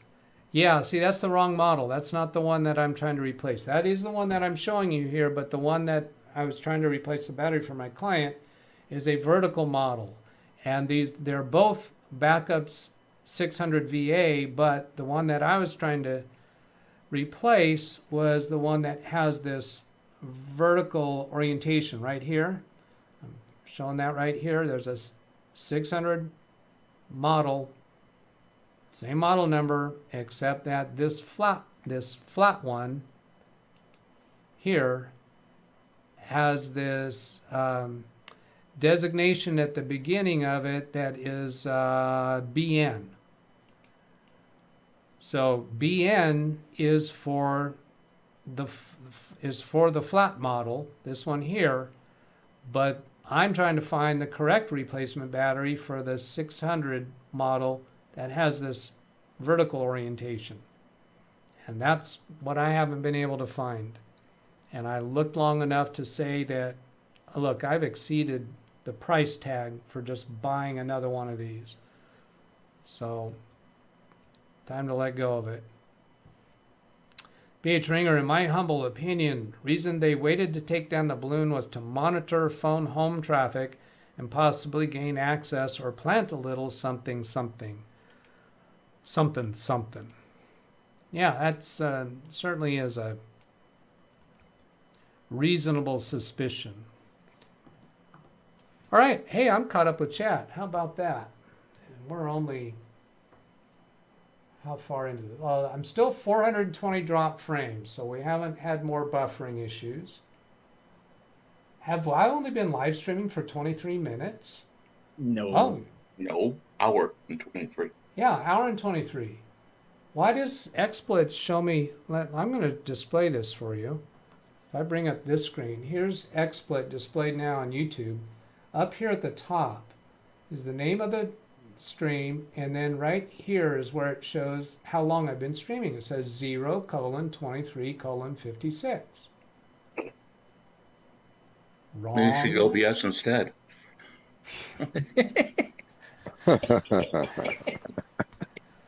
You know what? I was thinking about this recently. Every time somebody does that, when I say there's a problem with XSplit, well, you should be using OBS. When I say there's a problem with OBS, they say use this other one, and it's like shall I call this a blonde? Buys a car, buys a nice car, and drives it, enjoys driving it, but after driving it for a couple hours, the engine just dies. Drives off to the side of the road. Goes back to the dealer. I need to buy a different car. That one's worn out. It's broken. Won't run anymore. So how about this try hack me, number 9? Can I finish my story first, please? Yes. This place. I know where this is going, but whatever. Yeah, tow truck goes out there and finds the gas tank is empty. Yeah. That's what that light is for. Yeah, so I'm having a problem with a piece of software, XSplit. You should throw the baby out with the bathwater. Don't try to. Well, that's how you get a new baby. It's a good idea sometimes. Yeah, some families, that might have been a good idea, right? Back then. Okay, Tim, what was your request? He's laughing. Number 9. Oh, did you give another? Yeah. Are we going to get three Try topics hack me. requested? Oh, You know, the try hack me. You haven't done that for a while, have you? I haven't talked about it for a while, but I was back on there yesterday. Oh, cool. So try hack me. I'll go back to the website and show you where I'm at with it. I'm not sure if it really describes how far along I am, because when I see this is the next things that they have for me to do. Continuing with the SOC level 1 path, Security Operations Center. You guys know that I'm not real good with acronyms, so I've been practicing that one. This skills matrix shows this green area getting broader every time I complete another section. And then if I go back to the dashboard, I haven't seen a place where it shows a listing of all the things that I've actually done. This skills matrix just starts getting broader. I assume once I've finished all of their content that I would have this whole hexagon filled out or covered in green. So I'm still working on it. Now this next piece here that I'm at, Junior Security Analyst Intro. So if I click into that, they no longer have video content that reads through all of this. They did that for a while and then they stopped doing that. But then this is Junior Security Analyst role. You'll be a triage specialist. You'll spend a lot of time with triaging and monitoring events, logs, and alerts. The responsibilities for a junior analyst or tier 1 SOC analyst include, and you go read through all of this and then go into the next, answer a question here, go into the next section, scroll up to the top. This is weird. Every time I open another section, I have to scroll up. Can't they have it start at the top? And they have all these descriptions to read through. So it's still really a lot of what I would call foundational, basic knowledge, which is useful, but then here, view the site. When I click view the site, I'll open up a website, maybe have a little quiz, test, challenge experience for me, or they'll put in a virtual computer over here, fully operational, web-based virtual computer for me to do some exercises with. Now, at this point, we're in this section here. Read through this stuff and do these questions. Sometimes has a challenge here. So that would complete this segment. And then it would take me back to the next segment. Now, I do have a problem with, I've been wanting to do their exercises using my virtual computer, my virtual Linux computer. But it wasn't working, and I don't know that I can get back to that place because the exercise that I'm on now doesn't have their buttons up here for starting their virtual computers. They would have a virtual Linux box for me to use and a virtual attack box. And what they were offering me an option to do when I would click to start the virtual Linux computer, they had an opportunity for me to use my own Linux virtual computer instead of their web-based virtual Linux. But there was some kind of additional add-in that I would need to install on my virtual Linux computer for it to work. And I couldn't get that piece to install or to work. I can't demonstrate that to you right now because this exercise doesn't have one of those virtual computer icons up here, and I haven't seen a way to get back to a prior lesson. View path. What about that? View path. So here's Security Operations Center Level 1, Cyber Defense Framework. So right now I'm working on this path, which has the 3 sections that I just showed you. Then I would go to Pyramid of Pain, then Cyber Kill Chain, then Unified Kill Chain, Diamond Model, MITRE, whatever that is. And so then if I close this section and then go open this section, this would show the exercises for me to go through there. They typically have like 3 to 5, maybe 6 different segments. If I click into this one, we'll see how many segments. See here, this one has 5 tasks. Is this a free service or something you pay for? It's free to a certain point, and then if you want to go beyond that, you have to pay. So currently, I think it's like, I'm not sure, it's $10 a month, $15 a month, something like that. So if I come back over here to see, I'm searching my emails to see their last notification of my payment. Yeah, here it is. So let's see, is there anything private here? Nope. I can show you this email from them. Your subscription has been renewed. We received your payment, so it's $10 monthly. And I'm liking it.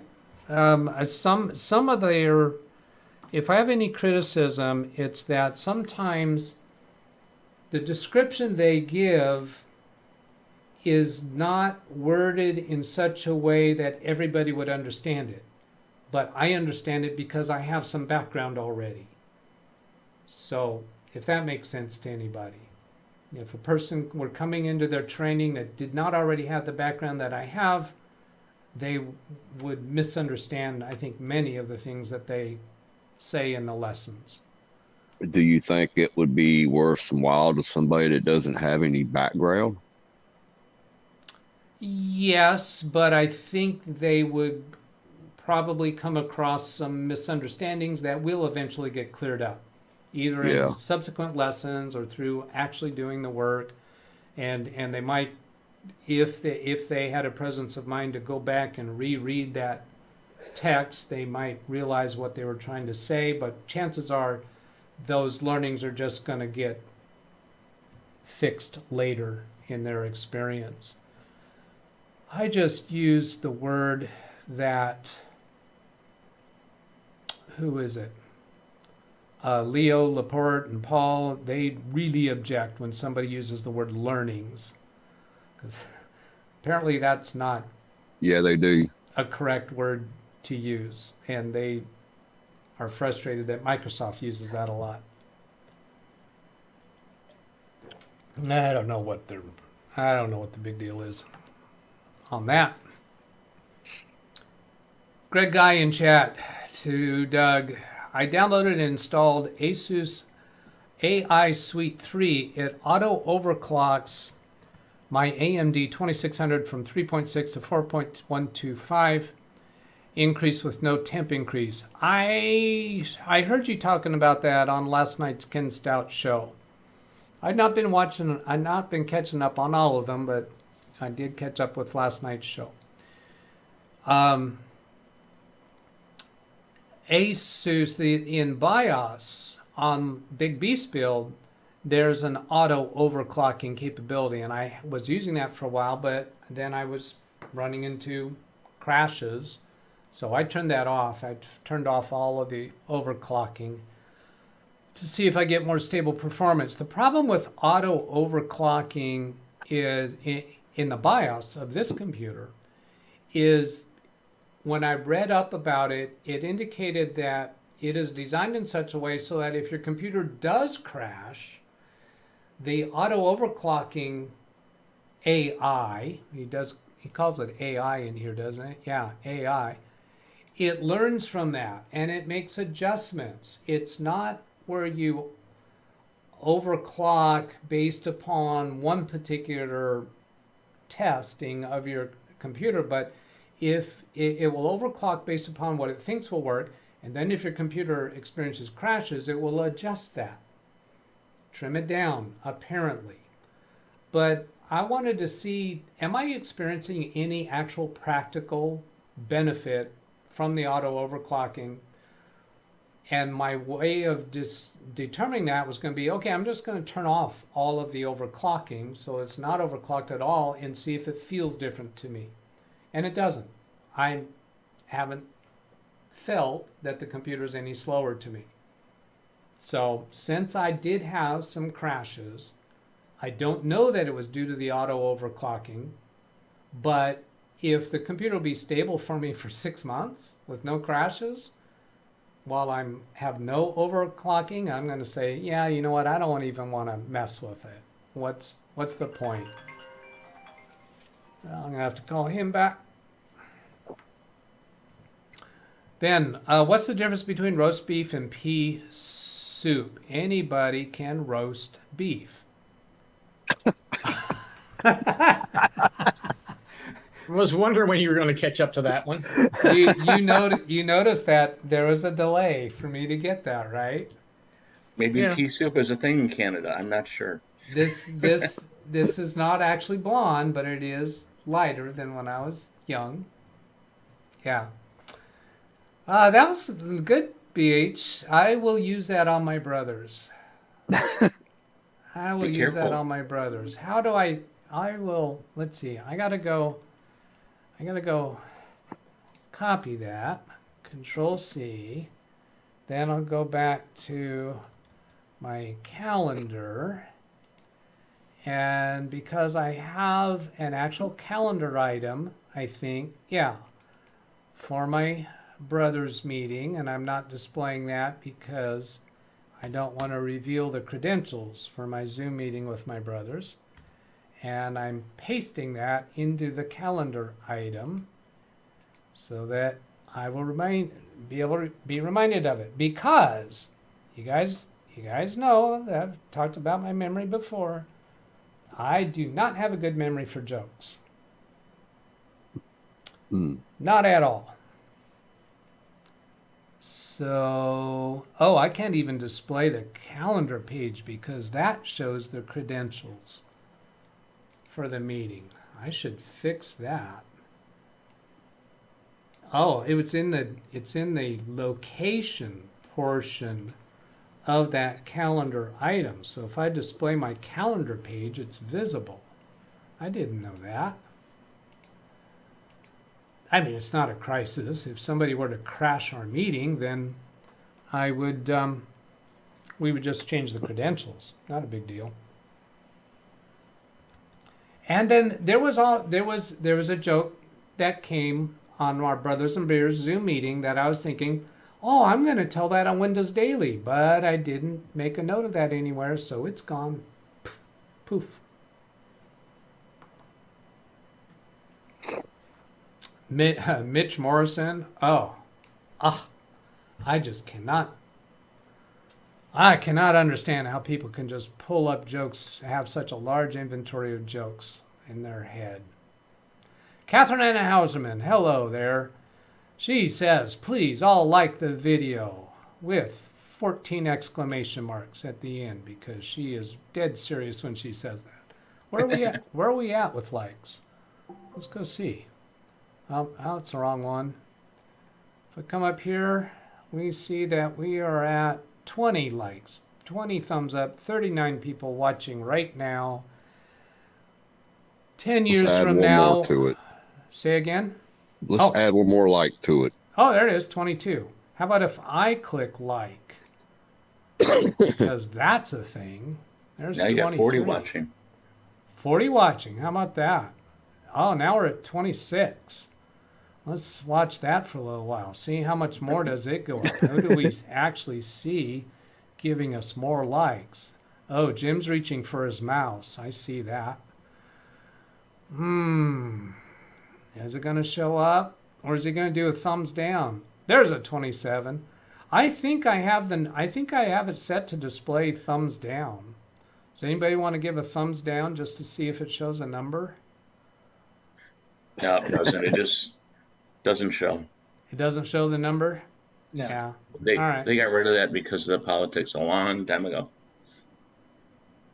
I think it was Yeah, the 2020 elections. Yeah. Before they, like.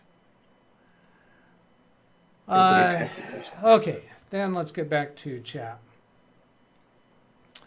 Hellos back and forth. Lawn Dog, I had similar problems when I was in manufacturers. The engineers would write documents to tell us how to put something together, and they would use their engineering point of view. Okay, I have had clients ask me, can you give me specific step-by-step written instructions? And I tell them, I could, but you're not going to understand it.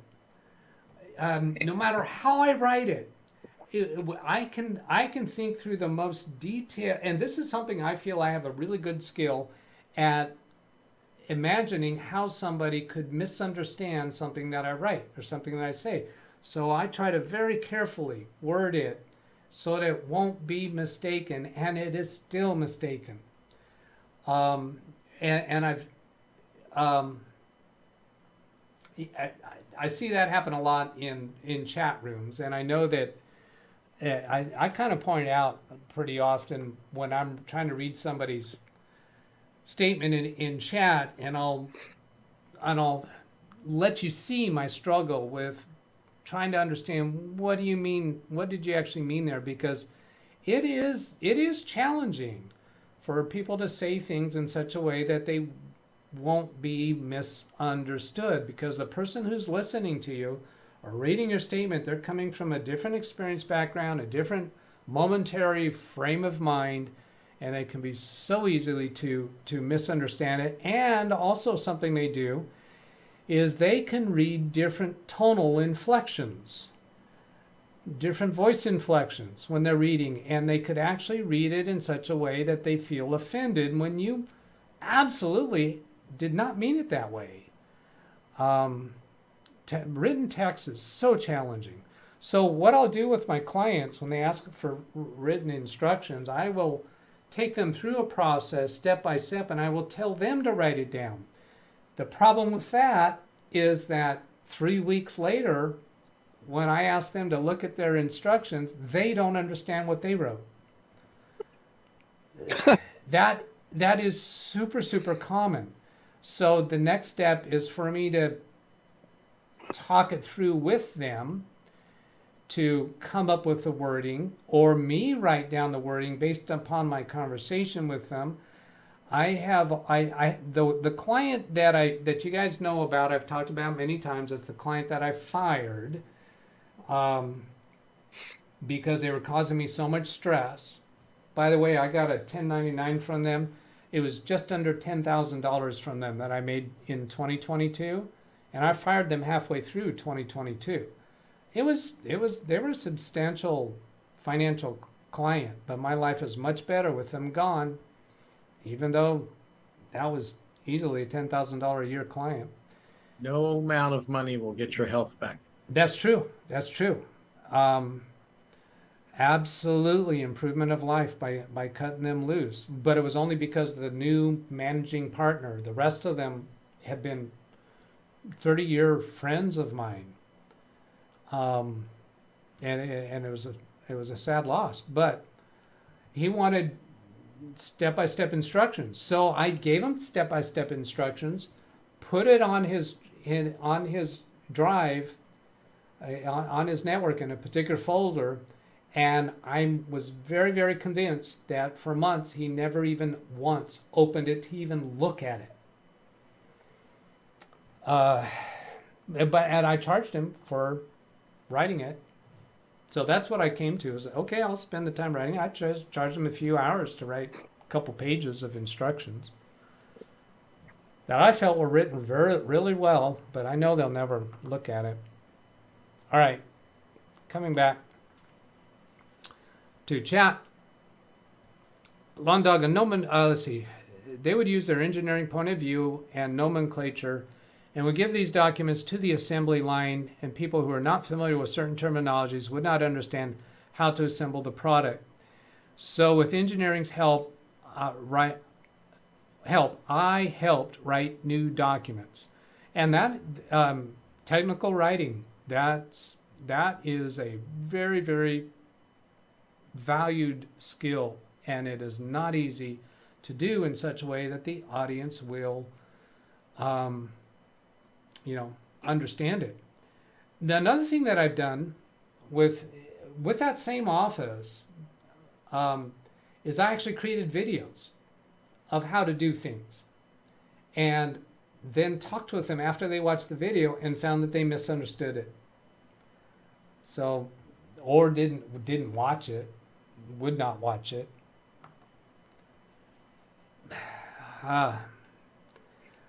Ryan, hello there. Rain One Full, aka Ryan.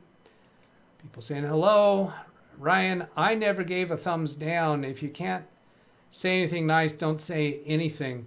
I agree with that.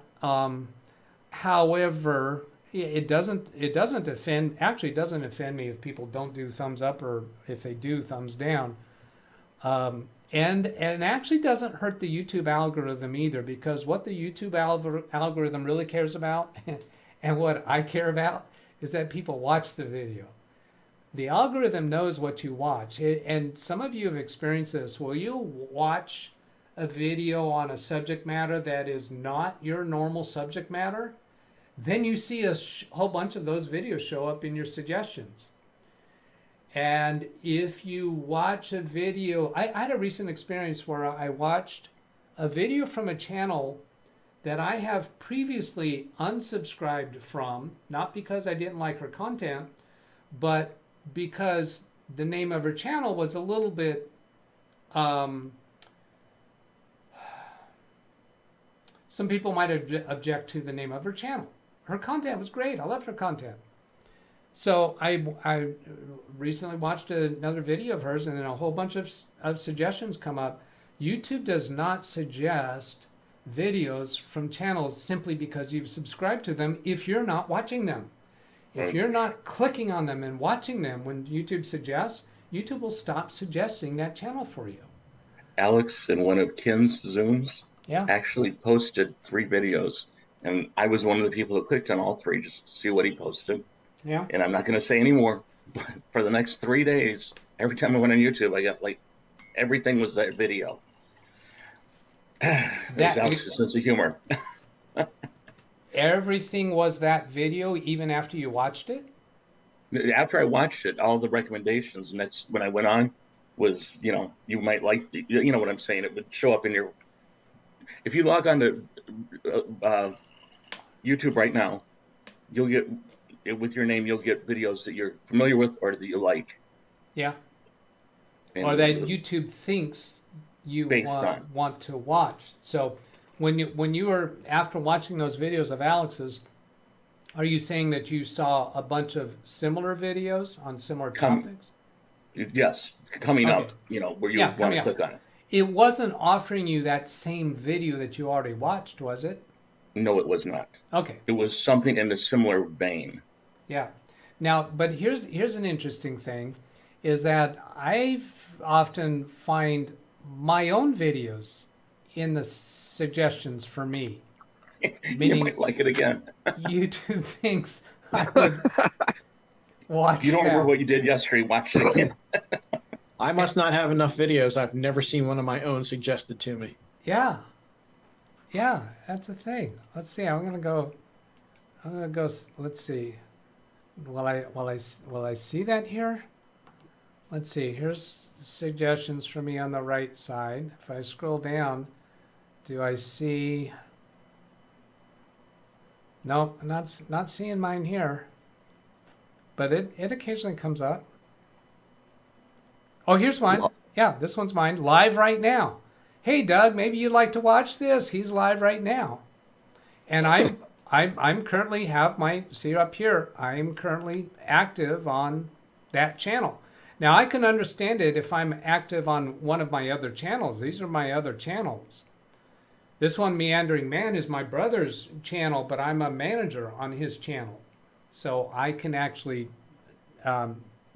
switch to be operating as that channel. Yeah, so I'm currently operating as LiveWindowsTraining-DougBetts, and it's offering that to me. Go figure. Where am I at in chat? Here we go. Hank. There's a browser plugin that allows you to see downvotes. Oh, all right. In Southern Ontario, it was cold last night. Went down to feeling like -29. Zenjax, Jacob from Fortnite fame. Does it ever reach -28 in California? It's -28 Celsius. So that's like somewhere around 0 Fahrenheit, right? No, No. I don't think so. Somewhere 0 Celsius is freezing. Well, 0 Celsius is freezing, right? So 32 degrees Fahrenheit is freezing. So subtract 28 from 32. I mean, it's not a direct math, but it's somewhere around 0 Fahrenheit, isn't it? Negative 18 Fahrenheit. Oh, negative 28 Celsius is negative 18 Fahrenheit? Yeah. All right. Yep. Well, it's not a linear math. Everybody knows that. Jacob he's at the movies, right? He's in a movie theater watching Live Windows Training. Really? Doesn't say much for the movie, does it? Which movie is that? Yeah, what? I don't want to go see that one. Recommendation. I guess he doesn't like it much, right? Now, look at this. He's saying, I have 181 crown wins. If anybody knows Jacob, he's 12 years old. He's an outstanding Fortnite player. But he just loves showing off his crown wins. Now, that doesn't mean that he's had 181 first place. You have to know Fortnite to understand. What that means is he has won first place 181 times on the heels of a first place. So he has to win 2 consecutive games in order to increment this number up. He's playing a lot of his plays. Some of you know how he's gaining that so much is a lot of times he is playing with Josh Kinder, and Josh Kinder is the party leader. And what that means is all of the opponents are at Josh Kinder's skill level. So Jacob has skill levels, way up here somewhere. Josh is a pretty beginning player, and so Jacob's playing against people who are at Josh's level. However, they're usually playing in squads, 4 people. So that means all the opponents are probably also have partners who are far more experienced than their team leader. So he's gaming the system. Now,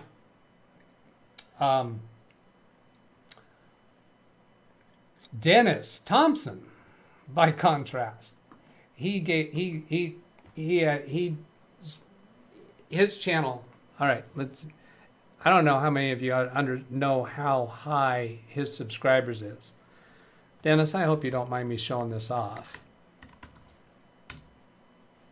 All right, I'm going to go find Dennis Thompson. Well, the easy way for me to find him is I've got it on my bookmarks here. If I go to Dennis's channel,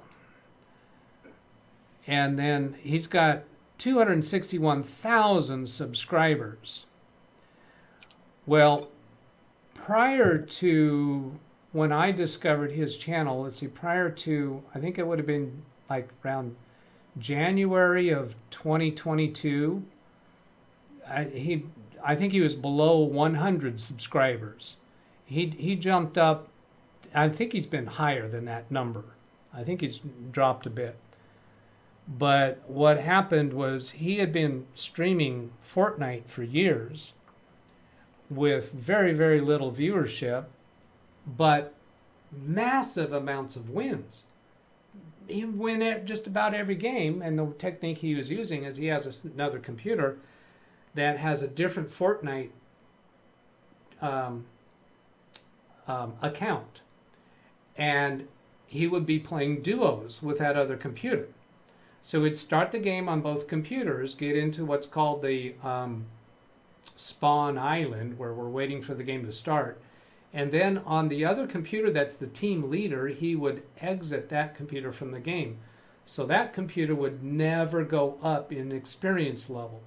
So that computer would still have a very, very low skill level. So Dennis was matched with what we call bots, computer-operated players. And it's easier to win against them. And he was after the points. He was just trying to gain points and win skins and such, and that was how he enjoyed the game. Totally legitimate in my mind. But somebody made a TikTok video about his massive amounts of wins and a massive amount of crown victories and his massive career skill level. It's just way sky high. Somebody made a TikTok video of that, and his subscriber account just blew up, just grew exponentially over a period of a few weeks, and it took a while before he noticed it. But it's a fun story. It's an enjoyable story. All right, moving on, continuing chat.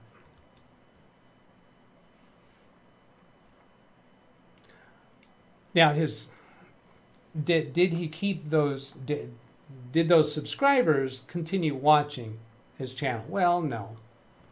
It just gave a massive amount of subscribers. But he's pretty open. He's pretty upfront and open about that. Mike Wojcik, my pet peeve are poorly translated assembly instructions. They usually accompanied by drawings that look like they were done by a 3-year-old.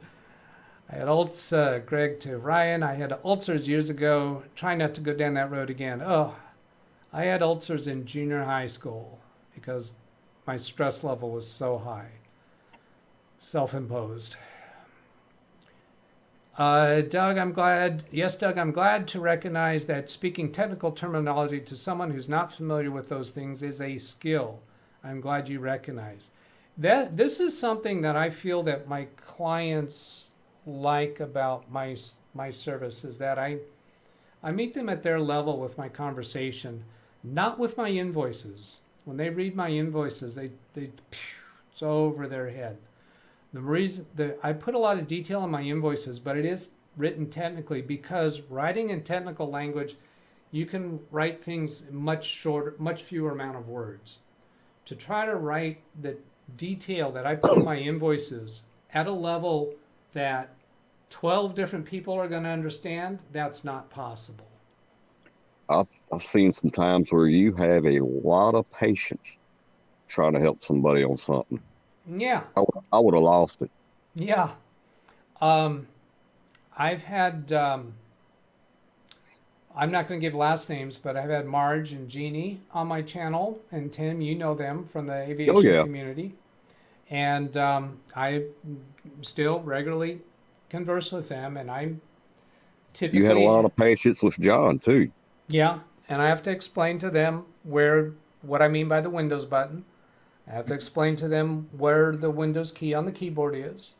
I've had to explain to people where the space bar is, what I mean by press space. Yeah, I somehow my background, my experiences, somehow all of that works together, that I feel I'm pretty good at that. But then if I say that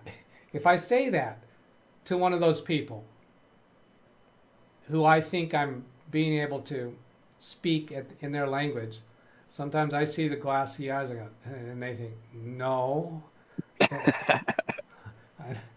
Because many times I'll see their reaction that they don't understand, so I'll reword it.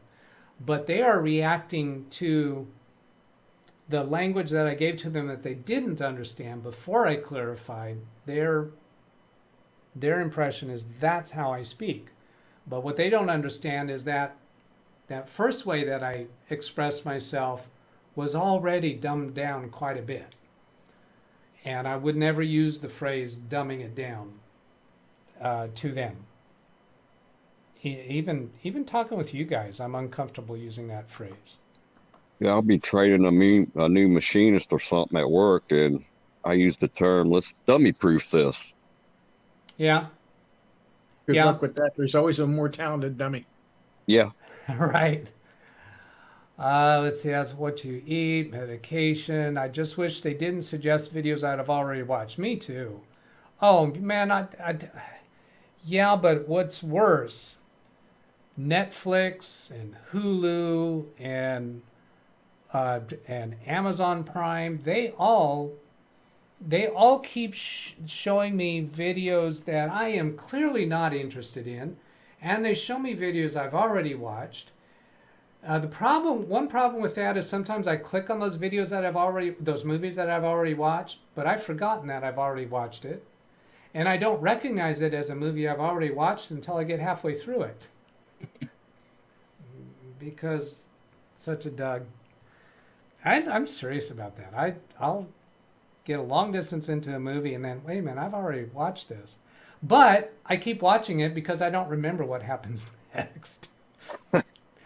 I heard Ken Stout on his show last night making references to movies and actors that were in movies.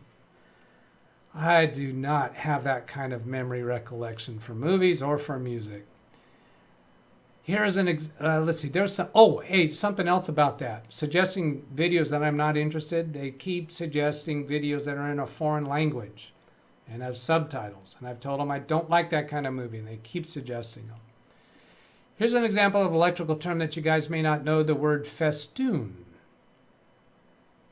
All right, Lawn Dog is assuming I get the joke. I'm not getting it, and I used to do electrical.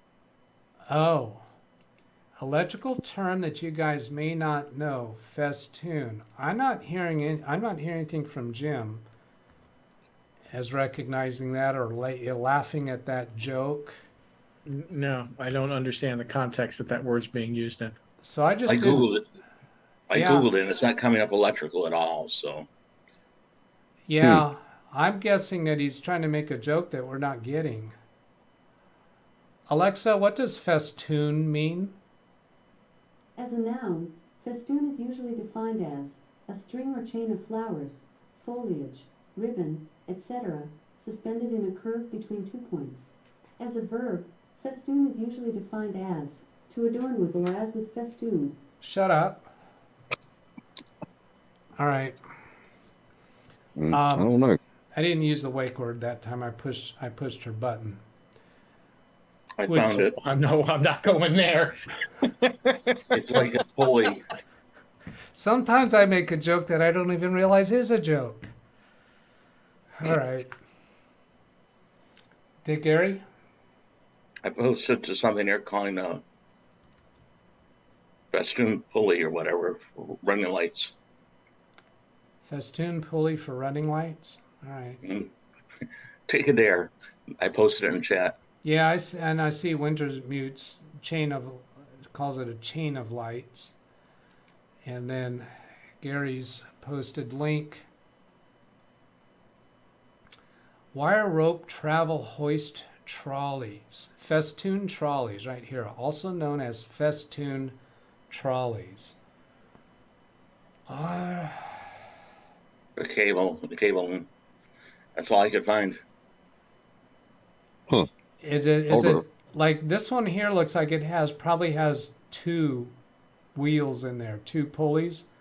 This one has only one. I just looked it up. I have no clue.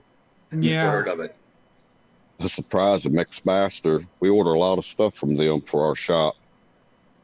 All of these say also known as festoon trolleys. So a series of things, multiple wheels in there. So in electrical, festoon might be multiples of something in a row. I'm guessing the word festoon might be used in different applications. This time they're using, I'm sorry, I wasn't displaying that to the audience.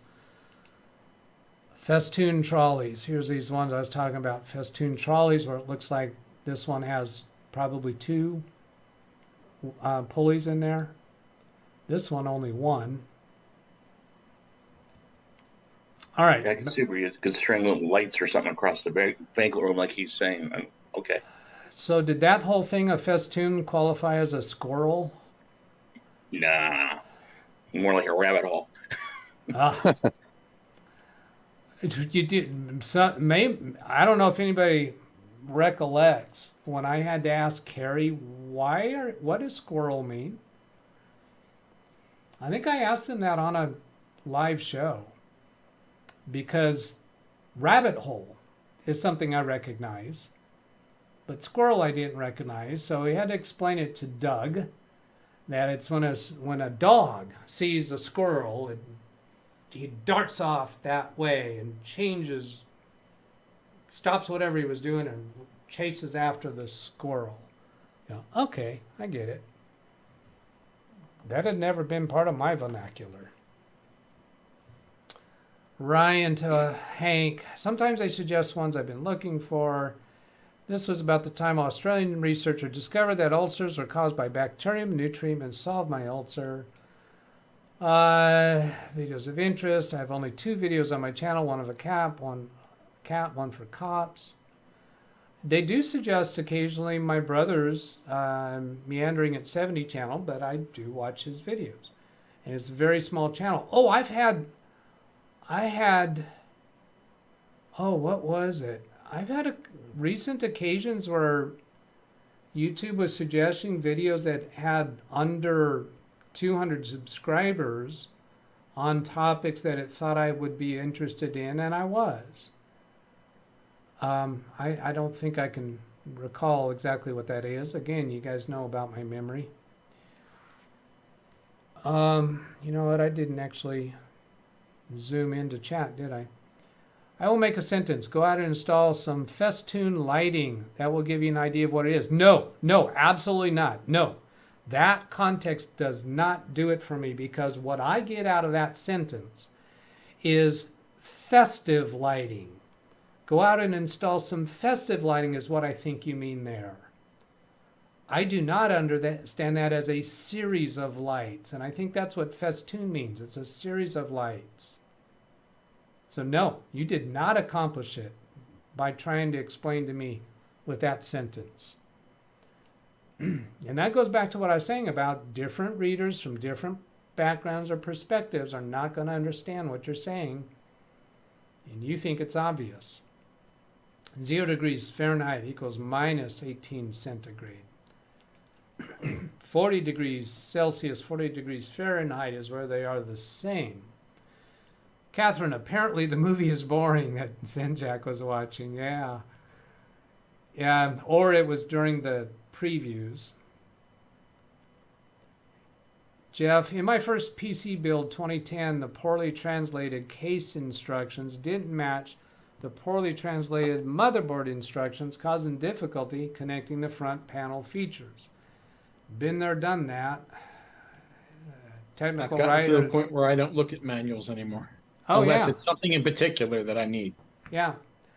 I will, I'm kind of hit and miss. I will often look at a manual that Carrie wouldn't, or I will look at it much earlier than Carrie would, but it's more, my initial look at it is more of a glance over, look and see, is there anything surprises here that might be coming to hit me? I wouldn't say that I'm real often about it. I have told you many times I'm pretty regular about laptop disassembly. I'll look at the manual, basically because I've gotten close to damaging laptops by just going after it, and so many times there's some little clue as to what part of the cover to try prying first, gives a clue, or those feet covers on them. Yeah, some of them are interesting to try to figure out. Some you'll go in through the bottom, and then there are others where you'll take the keyboard out first. Right. Yep. Right. Greg, let's see, where are we at? What are we at? 1:13. Oh, we're 2 hours 13. I should just look at the time on the computer because I don't trust XSplit anymore. Duh. How far behind am I? Oh, I'm pretty close. Trying to do that just over the phone and hear nothing from the other end when you tell them to do something. Oh yeah, when you tell them to do something and you got that dead air on the other side, you know that you got to reword it. I should have used the word festoon lighting. Well, when I first read that, I think didn't I read it as festoon lightning? But even festoon lighting, I think that festive that's what it translates in my head. That would be the correct phrase. Do you guys know what a yoke is in electrical terms? A yoke in electrical terms. Well, I can think of a yoke on a Airplane. Service animal, or why didn't I go to an airplane? Because Yoke on an airplane. Somebody asked me one time, what the hell's a yoke? Yeah. And Were I they sitting in the plane at the time? said, yeah, was it the pilot? Now, some planes have a stick rather than a yoke. We don't call it It's a like the control metal stick. backbone of something. Yeah, Yoke and Yemeni, I got the yoke. I think of a yoke on a service animal, like a bridle, or but actually, my first thought when I read the phrase was a misspelling of the word joke. Do you guys know what joke is in electrical terms? You know, because a lot of times reading in chat, I'm very, very prepared for a typo, because there's a lot of those, and I do them too. But what a yoke is, I'm thinking of like a wiring harness in a car. Well, computers too have wiring harnesses. So I'd have to say no. Wintermute, a chain of lights. Yeah, festoon lightings appears to be chain of lights. And we already looked at this link from Gary, didn't we? Yeah, it was this one. Festoon lighting is a string of lights that are the ones that go across like a banquet area or patio. I did get that picture in mind when we got to festoon as a string of something or a series of something. Which reminds me, I'm taking down my Christmas lights this afternoon. Somebody out on the ground, what are you doing, Doug, up there on the roof? Well, I'm removing my festoon lighting. See what kind of expression I get back from them. Is stock photos. Is this festoon lighting? Yeah. But still, even that looks like festive lighting. If somebody pointed to that and said, that's festoon lighting, I would think the word festoon means festive. That's what I see there. Of course, it's not always festive. It might be mood lighting. Depends on your mood. Yeah. Tony Wallow gives me a squirrel. So he agreed that was that piece of conversation. Gary's got it right.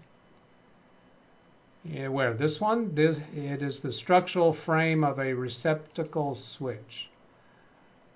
Now, see, if I didn't do the automatic typo correction there, I would read it, it is the structural frame of a receptacle switch. Probably should take more time typing, but I'm not going to put the effort. I'm not going to put the effort in for that. You didn't realize how far off that was, did you? When you typed it? No, Yeah. I didn't even look at it. Yeah. That's a means of mounting a electrical device also. I'm going to try to read that again literal. It is the structural frame of a receptacle switch. Actually, the H I got, and I put the or too close. But Oh. I'm tired of typing. Forget it. No more answers. All right. All right. Let's go get some obscure computer terms and see who can answer those. All right. I'm going to see how quickly I can catch up with this and try to end this video, because I think we're all ready to end this torture. For you, did we lose viewers because how deep we are into this? Down to 28. 20. Let's see. I don't even know where that tab is anymore. Here it is. 28 watching now. And 32. Oh, somebody's coming in to Zoom. Are you kidding me? Hey, homie. Jeez. Photo mix. Late to the party or what? Hello, Jose. He just woke up from the party from last night. What do you mean he woke up? He's still there. So he came into Zoom so he could do pantomiming, right? He's not going to give us his voice, is he? There he goes. Yeah, just giving you my voice because that's all you guys are good for. Well, he's probably got something going on in the background, I imagine. Yeah. Well, he's not on mute. His microphone's Can you hear me? live. Yeah, we can hear you. Now that you're willing to speak up. What do you have to bring to the table? Yeah, cool.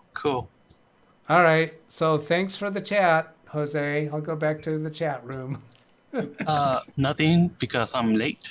Nothing because you're late. All right. Better like, late than never.